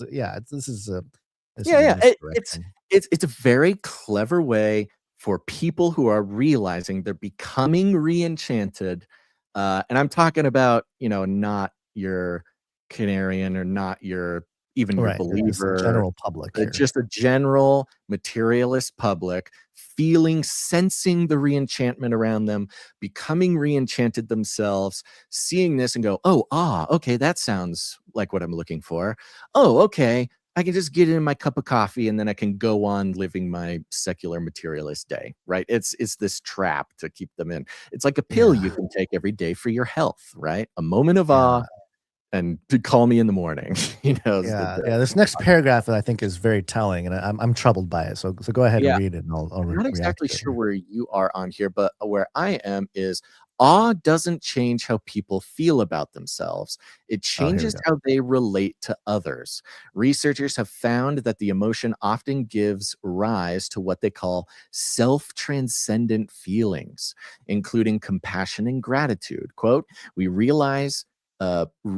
really prioritize the needs and feelings of other people, says Virginia Sturm. Now put this in the context of the Mercer box, right? The empathy machine of in Do Androids Dream of Electric Sheep, another dystopian, technocratic novel, prophetic novel, of course, where they recognize like, oh, empathy, human connection, this is the transcendence that you need. And in that book, you could hold this box and it would flood you with empathy and the experience of others and perspective, and you get this transcendent feeling that you're searching. But it existed to give you that ounce of it every day so that you can put down the box and go back to your robotic beast system thing, right? As a clever magician's trick to keep you from finding an ultimate eternal transcendence in God, right? It's very clever that way. A professor, blah, blah, blah. Let me see here. Because we feel kind of small and more connected to the larger universe. Kelter says he's been struck by how many people seem to be searching for awe. Oh, you see that? Seems like Keltner, the professor at the University of California, San Francisco, is also noticing how many people seem to be searching for awe now in the age of re-enchantment. Quote, awe is in some cases what's sublime about life, Keltner says. He knows that he knows what its absence feels like too. After his brother died, Keltner found himself awe-deprived and struggling. To put him out of that state, he began deliberately seeking moments of wonder throughout the day, a piece of music, a striking sky, a meaningful conversation. Now it's a habit. I practice it every day. It's a habit, Gons. It's just a good habit to be in. Yeah. So again, it's a little bit sad, I think, to peer into the mind of the, I guess, secular world or mindset in that, because I think as believers and here on the show as Canarians, we're always talking about the greater cosmic level stuff going on. So we're always in this state of awe of like, whoa, God is crazy. I experience awe every episode lately. Every episode, I go throughout the day and experience it all the time, whether I'm looking up at the moon or my son is talking, like I have it all the time. So it's this daily thing as a believer. Yeah, well, I have children. I mean, that's a whole thing. Yeah, it's a whole thing. It's like there has to be a God because this is not my doing. So anyway, we experience awe in all sorts of contexts, but for this author, for this individual Keltner here being quoted here, of course, a death of a family member or a brother or something can be very depressing. But to say that they are awe deprived and struggling, if you don't have that connection or at least that mindset or perspective that, wow, every day is a gift, every breath is a gift, every moment is a gift from God. Yeah, you're going to be awe deprived, and you have to force yourself to find it in a piece of music or a sky or something. And to me, it's like it's kind of sad. It's you're missing out, man. You're missing out on God's gifts in life. And awe is an everyday, normal, inexplicable part of seeking God and being a believer. It becomes it's part of what changes in your life, that changes the way you see and experience everything. And I'm not saying it's perfect all the time, but it's something that we as believers get access to in a way that others need a UC Berkeley professor to invite them to, instead of a direct connection with God through Jesus Christ. All right, so how, Gons? Let's get into the how, because this is hilarious. This is why the impotence of secular materialism, recognizing and trying to prescribe awe is just a joke that God is playing on everybody. It's hilarious. I cannot get away from it. How to experience more awe. The good news is that awe doesn't require special training or even a spectacular setting. In one of Sturm's studies, people were asked to take a weekly 15-minute awe walk. Here you go. Here's your prescription. Secularists, take an awe walk for 8 weeks, once a day. Oh no, even weekly, one 15-minute just once a week for once a week for 8 weeks. The instructions were remarkably simple. Look at the world with fresh eyes, pay attention to the details around you, and engage your senses. People could walk in cities, suburbs, and countrysides. The point wasn't the route, but the mindset. Now, I mean, listen again to the impotence of this. We are just explaining how, as a believer, you have access to this just inexplicable awe in every little moment of the day where God's eternal awesomeness is present in just the simplest things of life. It's hard to escape it at some point, you know, in your Christian walk. And the secular prescription for people is to say, okay, you don't want to overdo it, people. Look, if you're struck with wonder and awe throughout the day, you might overdose. You'll miss work. You won't be a good cog in the wheel. Okay. So you're going to want to really dose your awe out to about 15 minutes a week.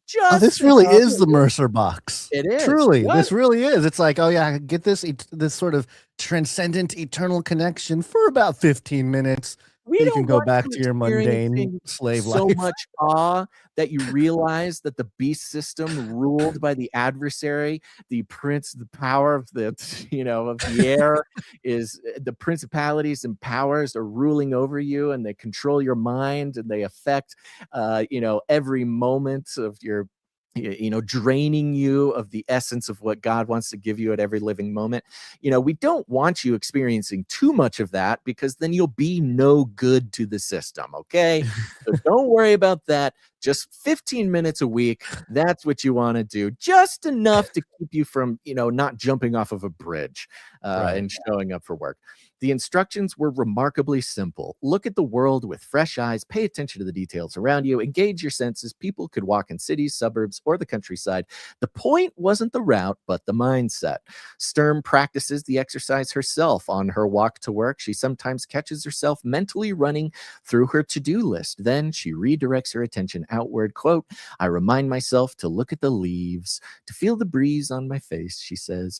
Here are a few other ways to invite more awe into your life. Okay. I will give them I'll give them like a little crumb, because you asked my wife, why didn't you get this done? It's normally because my mind is thinking about some cosmic thing, and I'm supposed to be thinking about my honey to-do list, and I forget about it.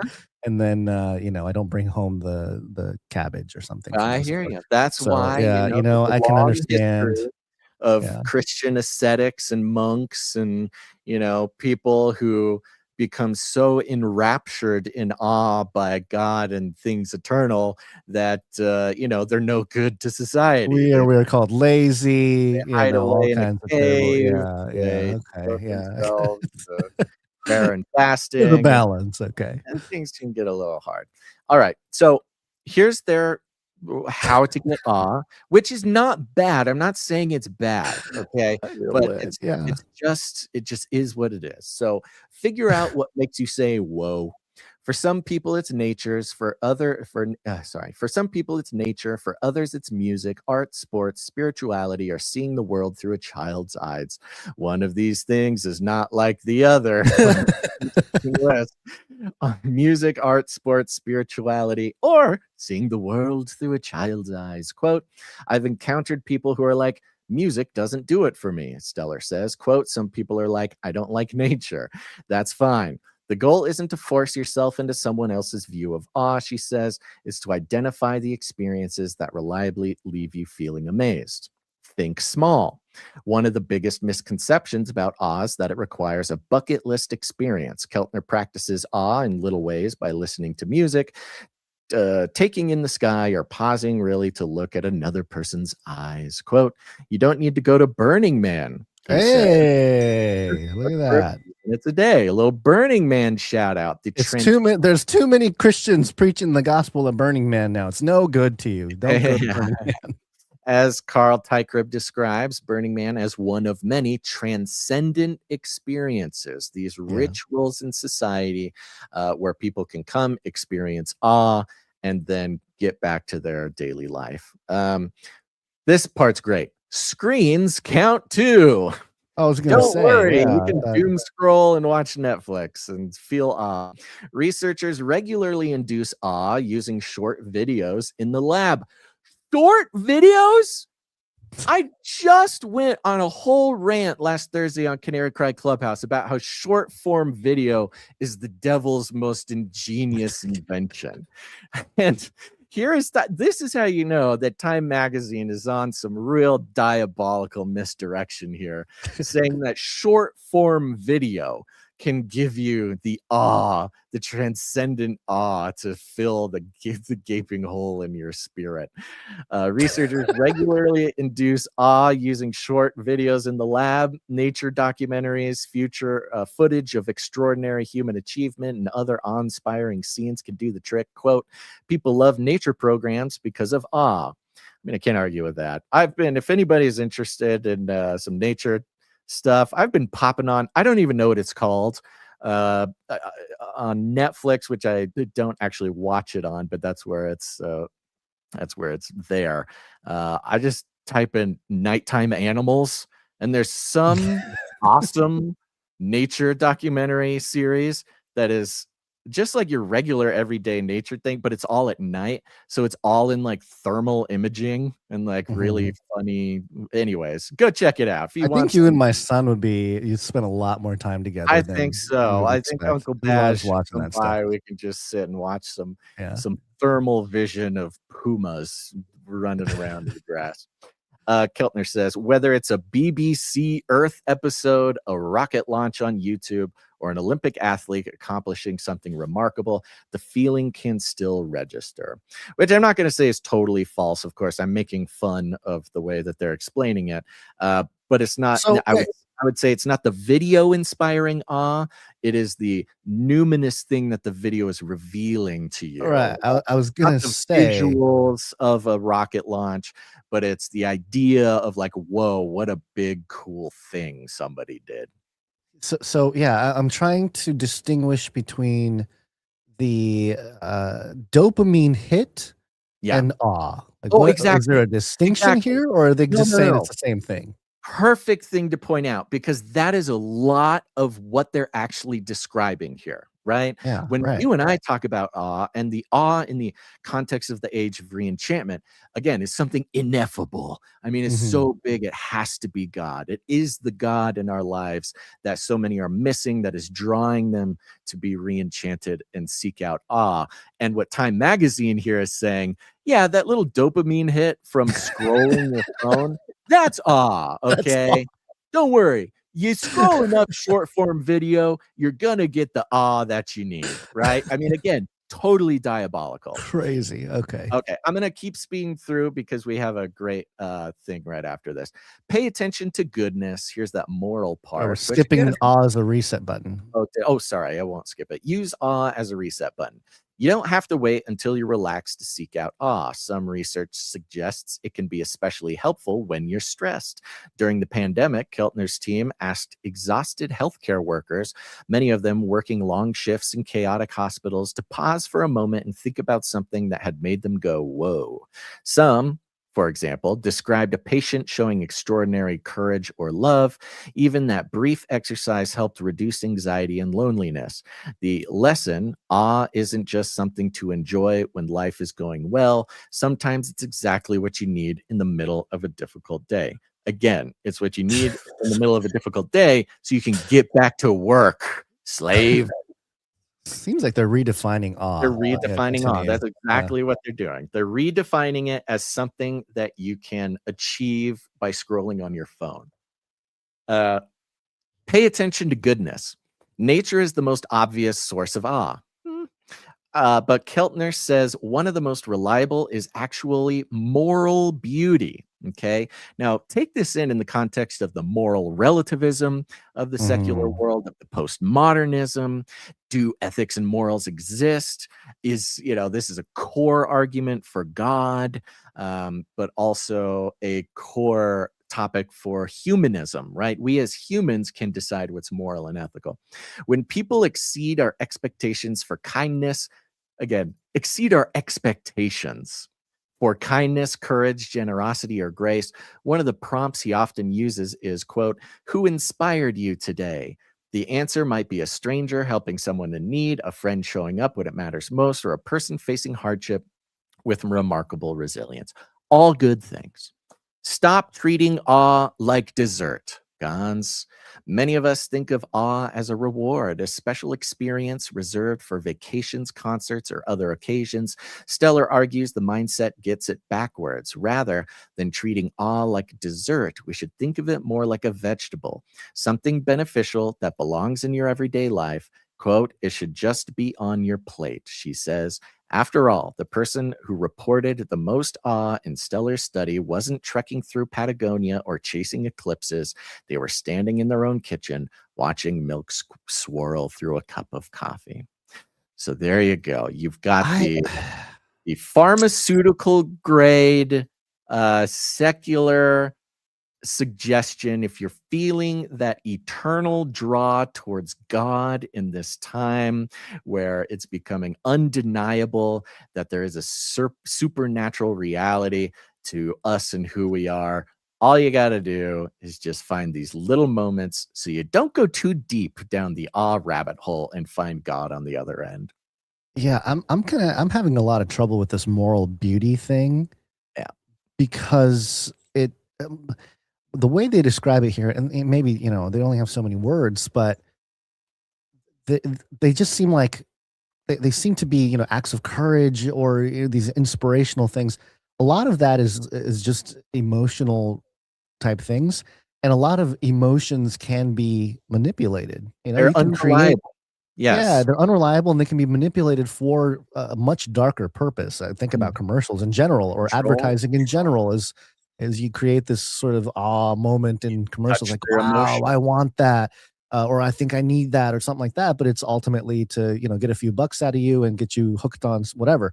So it's I don't know, this like moral beauty thing is it's not very well thought out, I don't think. And it's commoditizing morality, and that, there's a lot of problems philosophically with this whole moral beauty concept when it comes to the commoditizing morality and packaging it as awe.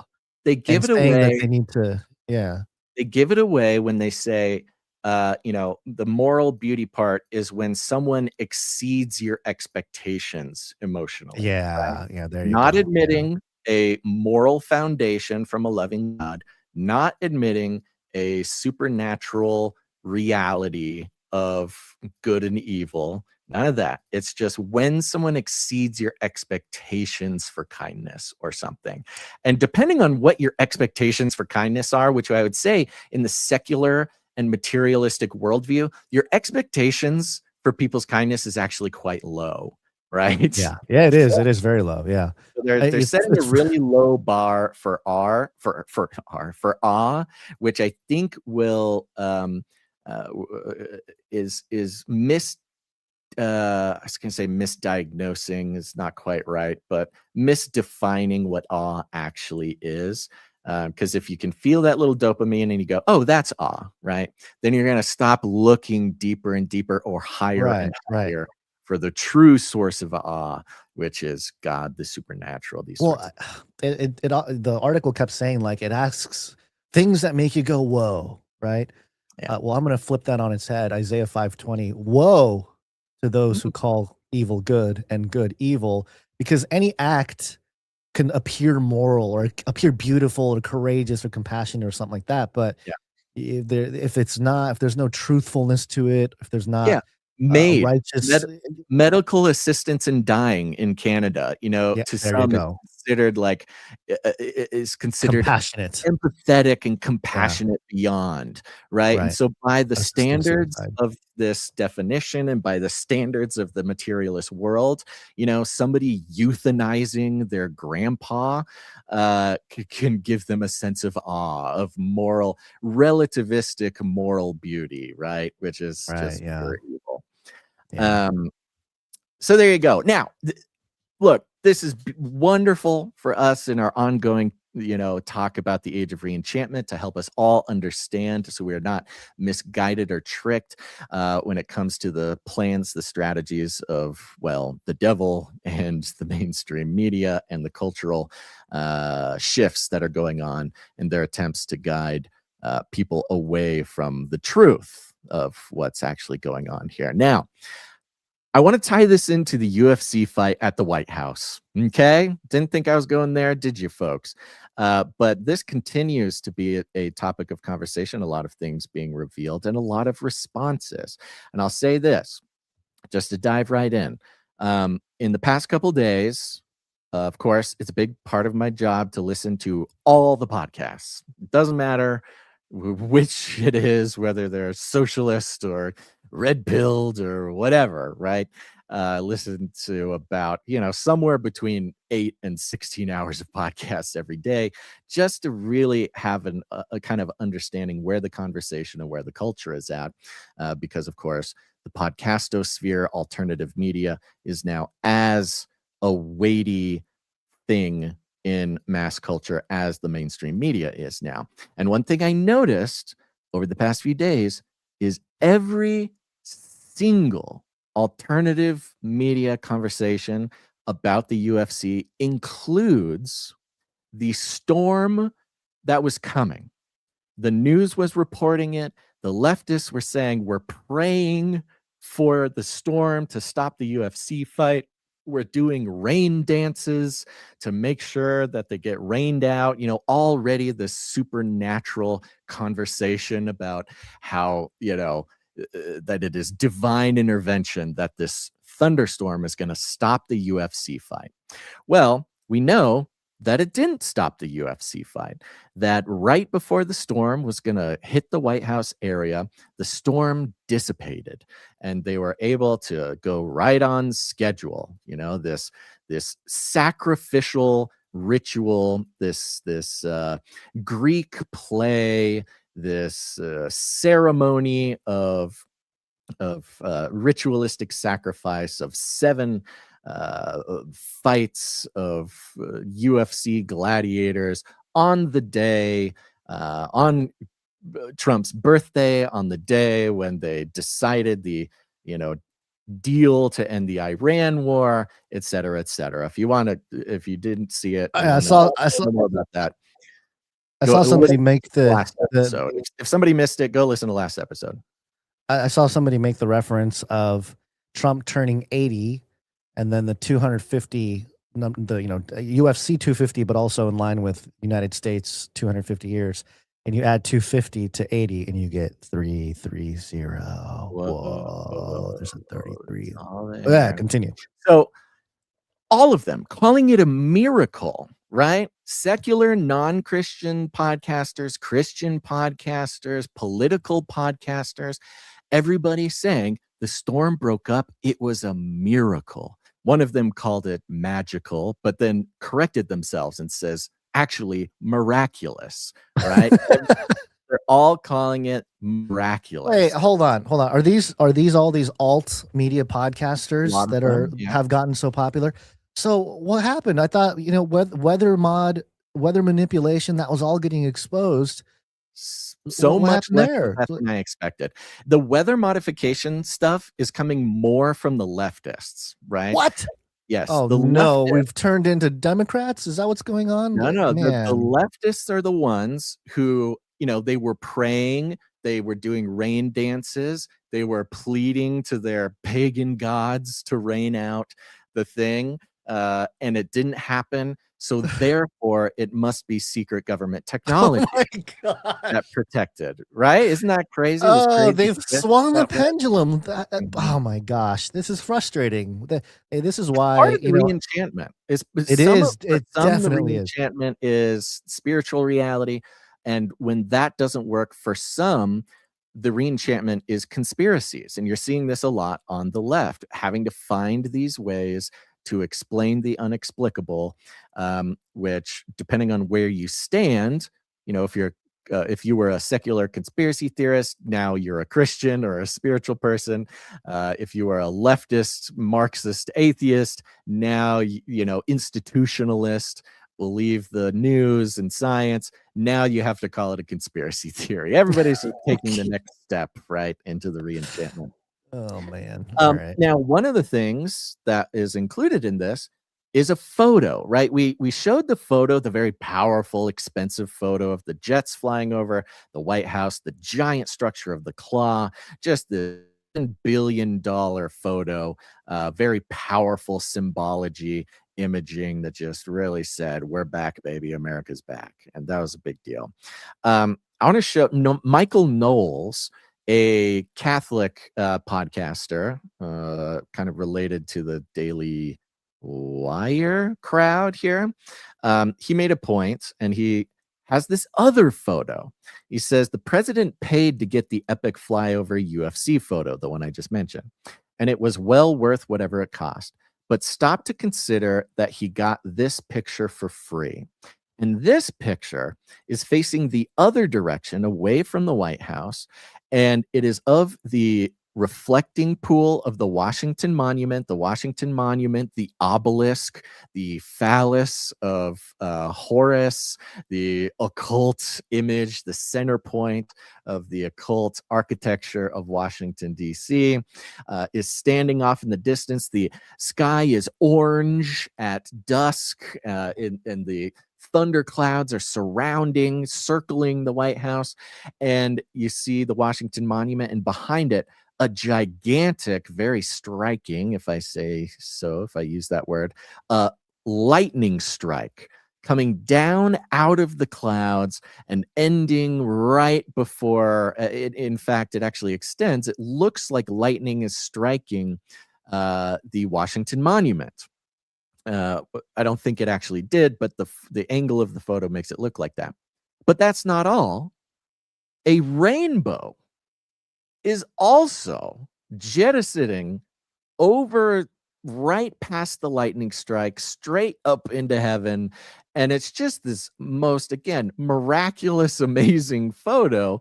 The point Michael Knowles is making is that basically God gave this one to to Trump. This picture, that other picture was expensive and well executed, but this picture couldn't have happened without God's providence, right?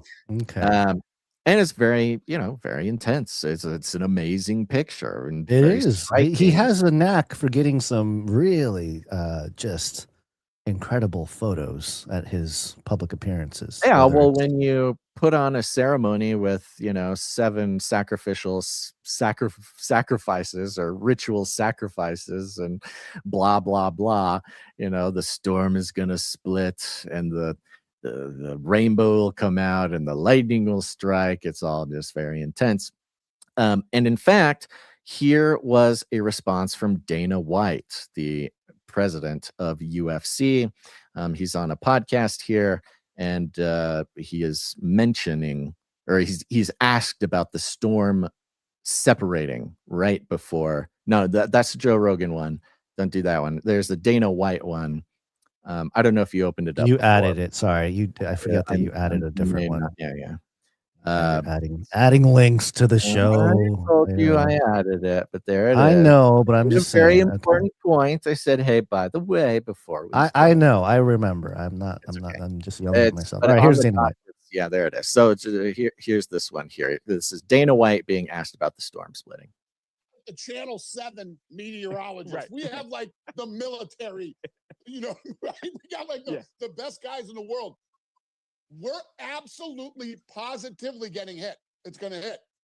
So We got a team. We're ready. When it hits, we're going to get out there and clean everything up. Can you turn it up a little bit?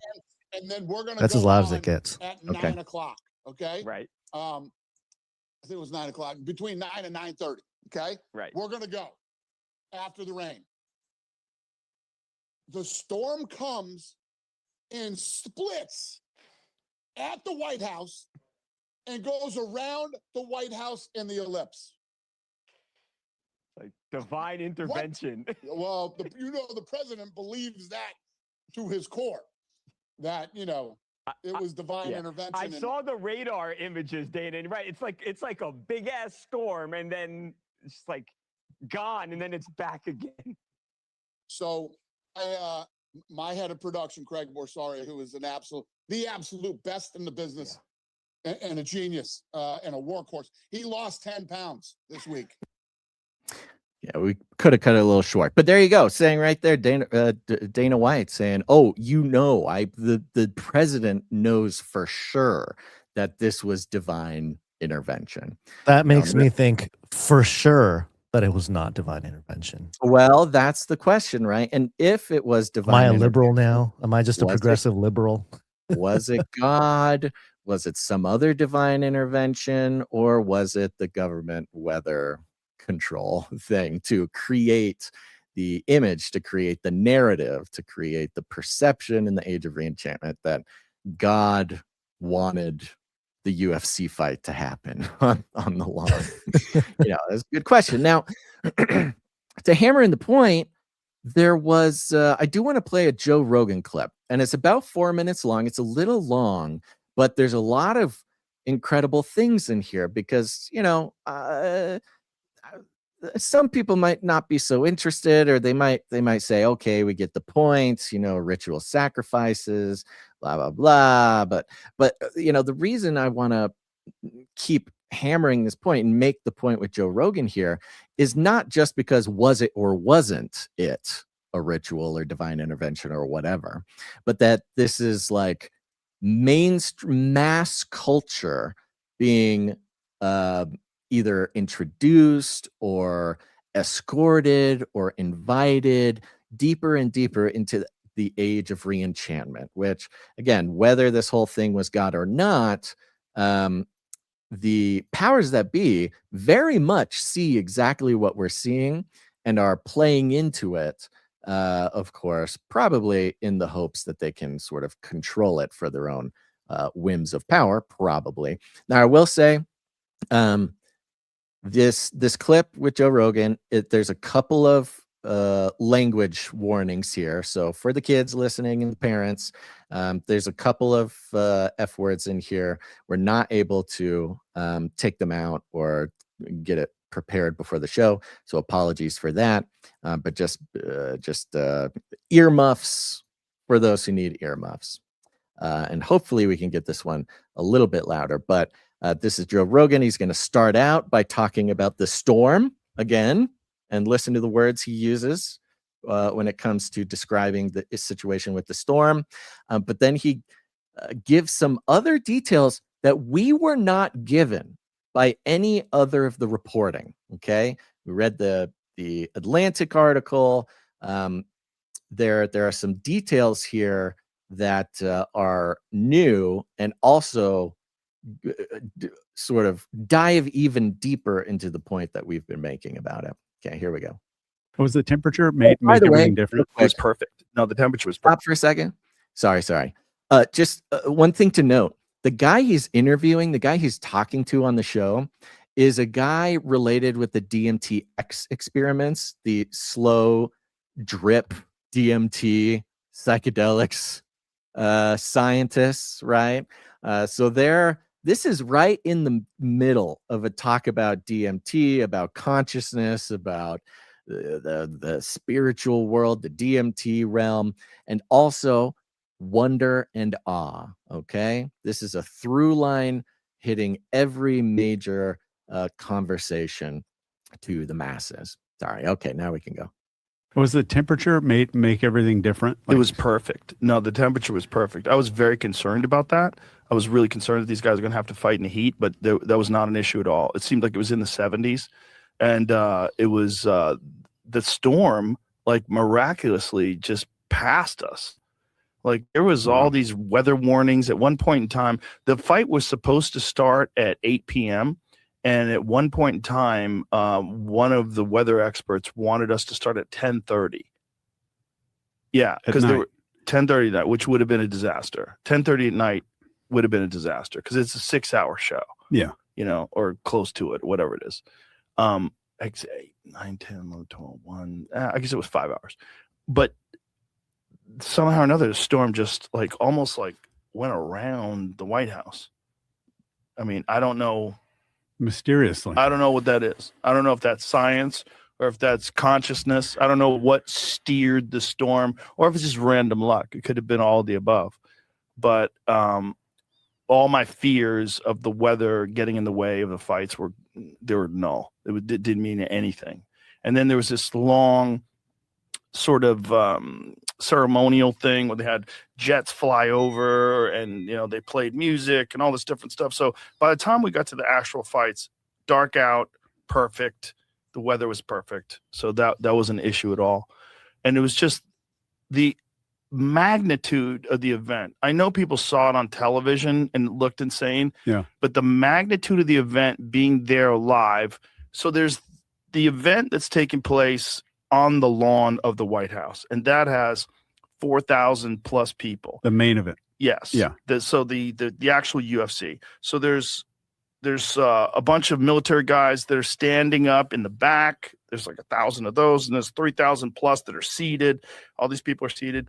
But then behind that, not that far, like 100 yards, 200 yards, whatever it is. I guess it's more than that. Maybe 300 yards. There's the ellipse. The ellipse has 85,000 people who got in for free. Yeah, it's like in the whole White House ecosphere, whatever it is. Wow. Yeah, so this area, they have giant screens set up, and they have, you know, huge speakers and sound. And so 85,000 fans are watching the fights live on the screens, and they can see the lights of this claw dome in the distance, and they can see the White House in the distance where the fights are taking place, but they're watching it on massive screens with commentary. And it was insane. And you could hear them roar. So you hear the crowd from here, and then you hear 85,000 people, and it's fucking rah! You could hear it in the distance. It was insane. It was insane. Just the magnitude of it was insane. Unlike anything else we've ever done. Beyond. I mean, I'm a hyperbolic individual, and I'm always like, this is the greatest. This is awesome. Like, that was the wildest experience that I've ever had in my 20 whatever years of calling combat sports. There's nothing even close. Nothing even close. It was the greatest night of fights of all time. And it was the only night in the history of the sport where every single fight ended by a knockout. Did they all? Every single one. 7 fights. 7 fights. Every one of them ended by knockout. Wow. Which never happens. Which is unprecedented. Unprecedented. Wow. It was like the perfect experience for anybody that had never watched the UFC before to see it that way at the White House like that. I mean, it was nuts. A huge experience for the fans that got to be there in the ellipse. And I mean, I have videos. These guys are having so much fun. And it's like everyone's in there for free. You don't have to pay for the tickets. There's 85,000 people out there. They're all screaming and cheering, and the drinks are flowing. And it was wild. I mean, just absolutely wild. Okay. And the guy ends there by saying, what a 250th, right? Drawing it back to the anniversary of the country, the reason for everything, the event being marked, right? These sort of ritualistic or ceremonial anniversary, the reason for the bigness of everything. And that so guy, go ahead. The guest there he's one of these guys that's on a lot talking. I think he's ex-intelligence or worked with intelligence to do body language and how to like catch deception and all that kind of stuff. So he's on a lot. He's definitely out there. Did the bleeps come through? No. Oh, they didn't. Okay, at least for the recording. All right, for the recording, I timed the bleeps perfectly so that it will be censored in the recording. Good job. Yeah, so a few things there. I mean, calling this the storm miraculous, right? Again, and he's sort of confounded, saying, was it consciousness? Was it blah blah blah? Was it this? Was it luck? I don't know. Could be all of those things. You know, hammering on this sort of same point. Describing, he's talking about the ellipse. We heard about the 4,500 people at the event, and you go, okay, that's kind of a lot of people. But then 85,000 people just close by in the ellipse. And that ellipse is the area on the sort of occult architecture of Washington.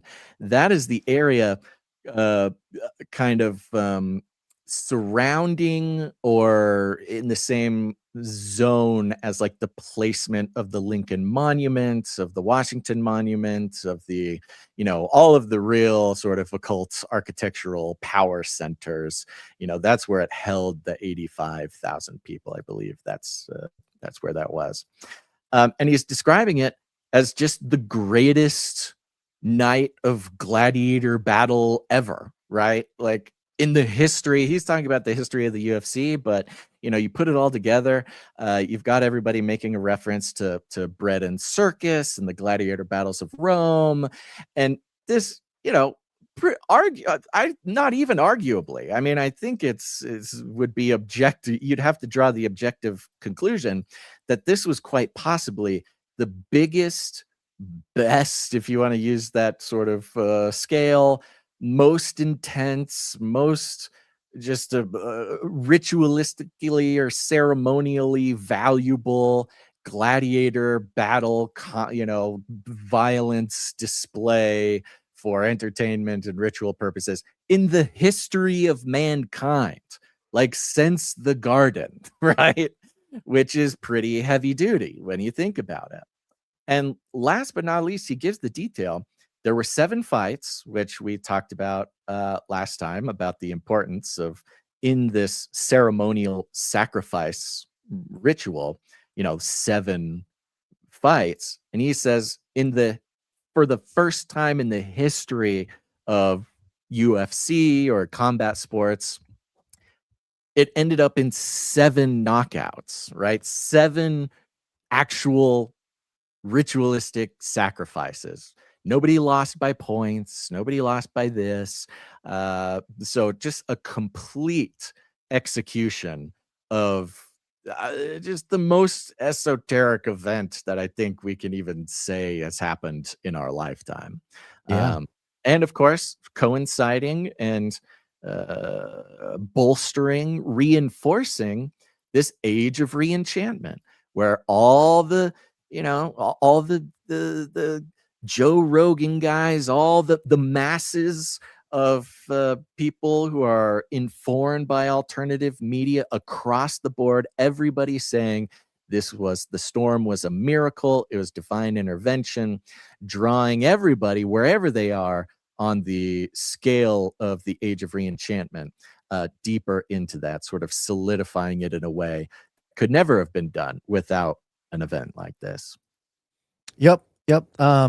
Looking at the clock here, Basil, there's one more aspect to this event, and it's all the things, the awe, you can tell, you know, the wow, you know, the guy who was in the room there with Joe Rogan, the awe was palpable in all the various moments Joe was talking about, the details that weren't reported.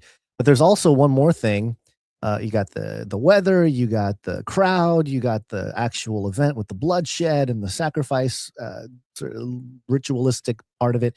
But also AP here, authorities say they disrupted planned drone gun attack on White House UFC cage fighting show, just to reinforce that, like, hey, look, the FBI, I know nobody likes the FBI, but look, they prevented another attack. Yeah, this perfect event that was the UFC. It really is perfect. There's nothing wrong with it. It was absolutely perfect. Saved by the FBI, by a band of, you know, leftist crazy assassins who planned on flying explosive drones into the event and then snipering people as they fled. Yeah, I mean, it's too perfect. We've talked about, or No Agenda really highlighted this for years, and we've jumped on some of that too, which is the 6-week cycle for the FBI. I don't think it's 6 weeks anymore. It used to be where the FBI will have a story in the news. Oh, they prevented a bridge attack, or they prevented a terrorist attack, or something like that. There hasn't been a whole lot of that. In fact, the FBI has been pretty, I don't know, the skepticism. They have not had good PR in recent They months. need the They 6 needed week a win. cycle Yeah, more they than needed they a ever have. And they so needed a big win. So the why not prevent? the opportunity of the good press to save this most important event ever.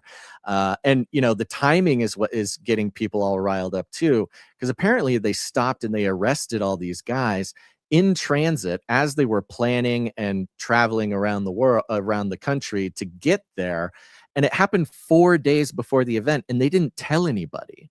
So they sort of secretly stopped this plot without telling anybody and waited till after the event. Yeah, let's see how the event goes, and then we'll see if we want to piggyback on the good vibes Right. to be part of the re-enchantment. The FBI even jumping in on the re-enchantment. So Yeah, there you go.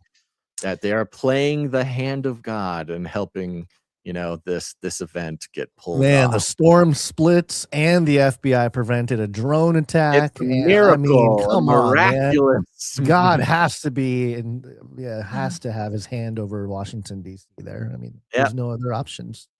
So there you go. Pretty heavy duty, man. Again, talk about awe and wonder. I have experienced awe every episode for quite some time now. And as these things continue to roll out and line up perfectly with what God has been leading us through for many years now, I am just in awe of the sovereignty of God playing out right in front of us. And much like how I had to describe the perspective in which I go to the movies and like watch Disclosure Day or something, is specifically as a viewer, a spectator, not to watch the movie, but to watch the sovereignty of God unfold in the series of events leading up to what we inevitably know the world is heading towards, and Jesus's return. So in that same perspective, I am just flabbergasted, not just by the event, but by its effects in the sort of psychological realm of control moving into the beast system here. Yep. All right. Thank you, everybody, for being here. Big ol' shout out to all of our producers, whether they come in with their time, their talent, their treasure. I want to give a shout out to some of our producers who help us out with their time guns, of course, starting with the time stampers. Timestamp, it's hard work. Timestamp. You almost said timekeepers. You almost gave away the big secret. It's Jade Bouncerson who did the timestamps for episode 949. Thank you very much, Jade Bouncerson. Thank you very much, Appreciate you. Jade. I wanted to make a mention. I forgot to make these announcements before, but the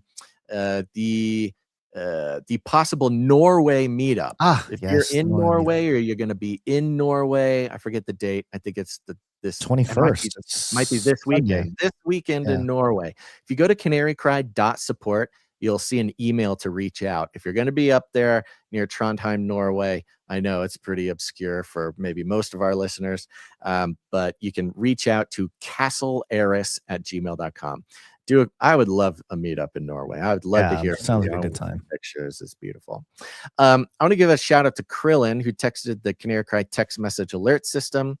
He says, "Good day, Canary fam. You've really helped me through some tough times the past 2 years. Glad to have you, Baz and Gons. Relating the current times to the Bible has given me a great perspective on how to react to life's issues." God bless you, Krillin. Thank you. And TDL Prez, who's been going through those real estate problems and the weird squatters in his house. He did send a praise report. I apologize. I don't have it right in front of me, but let's celebrate and give God praise for the incremental improvements in TDL Prez's situation. All right. Amen. Not all solved, but enough to give praise for. Thank you to the tech team for all that you do. Thank you to Jam for heading up the Telegram channel. Thank you to Adam42 for heading up the Discord channel. If you want to join the Telegram or the Discord or canarycry.community, go to canarycry.party. and you'll see invite links there. One more big shout out to everybody on the Canary Cry News Talk watch party voice channel going on in the Discord channel. What's up? Thank you to Joe for the feedback. Thank you to Clank for clanking, or Sir Clank, that is. And of course, Sir Ike for doing everything you do. And other than that, share the show, folks. Share with your friends, share with your family, share it with those who are being re-enchanted right in front of your eyes, because there are a million different ways in which the world, the power structures are trying to guide them away from where God wants them to be. So we call it rattling cages. All you got to do is walk right up to them and take them by the cage, and then you shake it. Take them by the cage? The end of the world occurred pretty much as we had predicted. I want to shake things up, stir up some controversy, rattle a few cages. Hey, stop that! You'll never silence me. I'm the last angry man, a crusader for the little guy. Leave the bird alone. Never. Rattle a few cages. Rattle a few cages. Human race will have every opportunity to improve. And if they don't? Ask Noah. Right, just ask Noah. Guns, you got any last words? Clubhouse tomorrow. Join Basil for that. Yep. Bible studies ongoing. Patreon.com/facelikethesun. Don't be racist on Friday for Juneteenth. Happy Father's Day on Sunday. Oh, and we'll see you again Monday. Sounds and good. it'll officially be summer the next time we do a news talk, Basil. That's right. Shout out to Radio Sack in the Rumble chat. Says, thank you for your courage. Thank you for your courage, Radio Sack. And in the morning to everybody else. Yeah. And thanks, everybody, for listening to this episode of Canary Cry News Talk. Make sure to tune in next time. Until then, think outside the cage.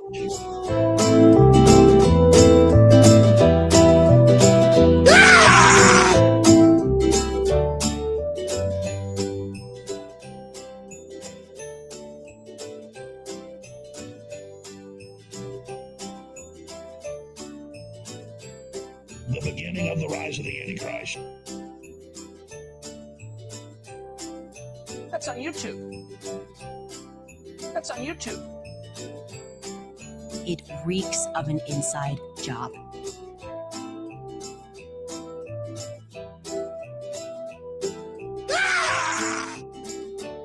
Remember, reality is an illusion. The universe is a hologram. Buy gold. Buy!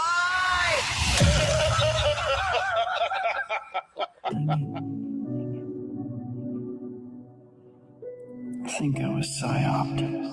Well, Yum, yum, yum, yum. Yum, yum, yum, yum. Yum, yum, yum, yum. Yum, yum, yum, yum.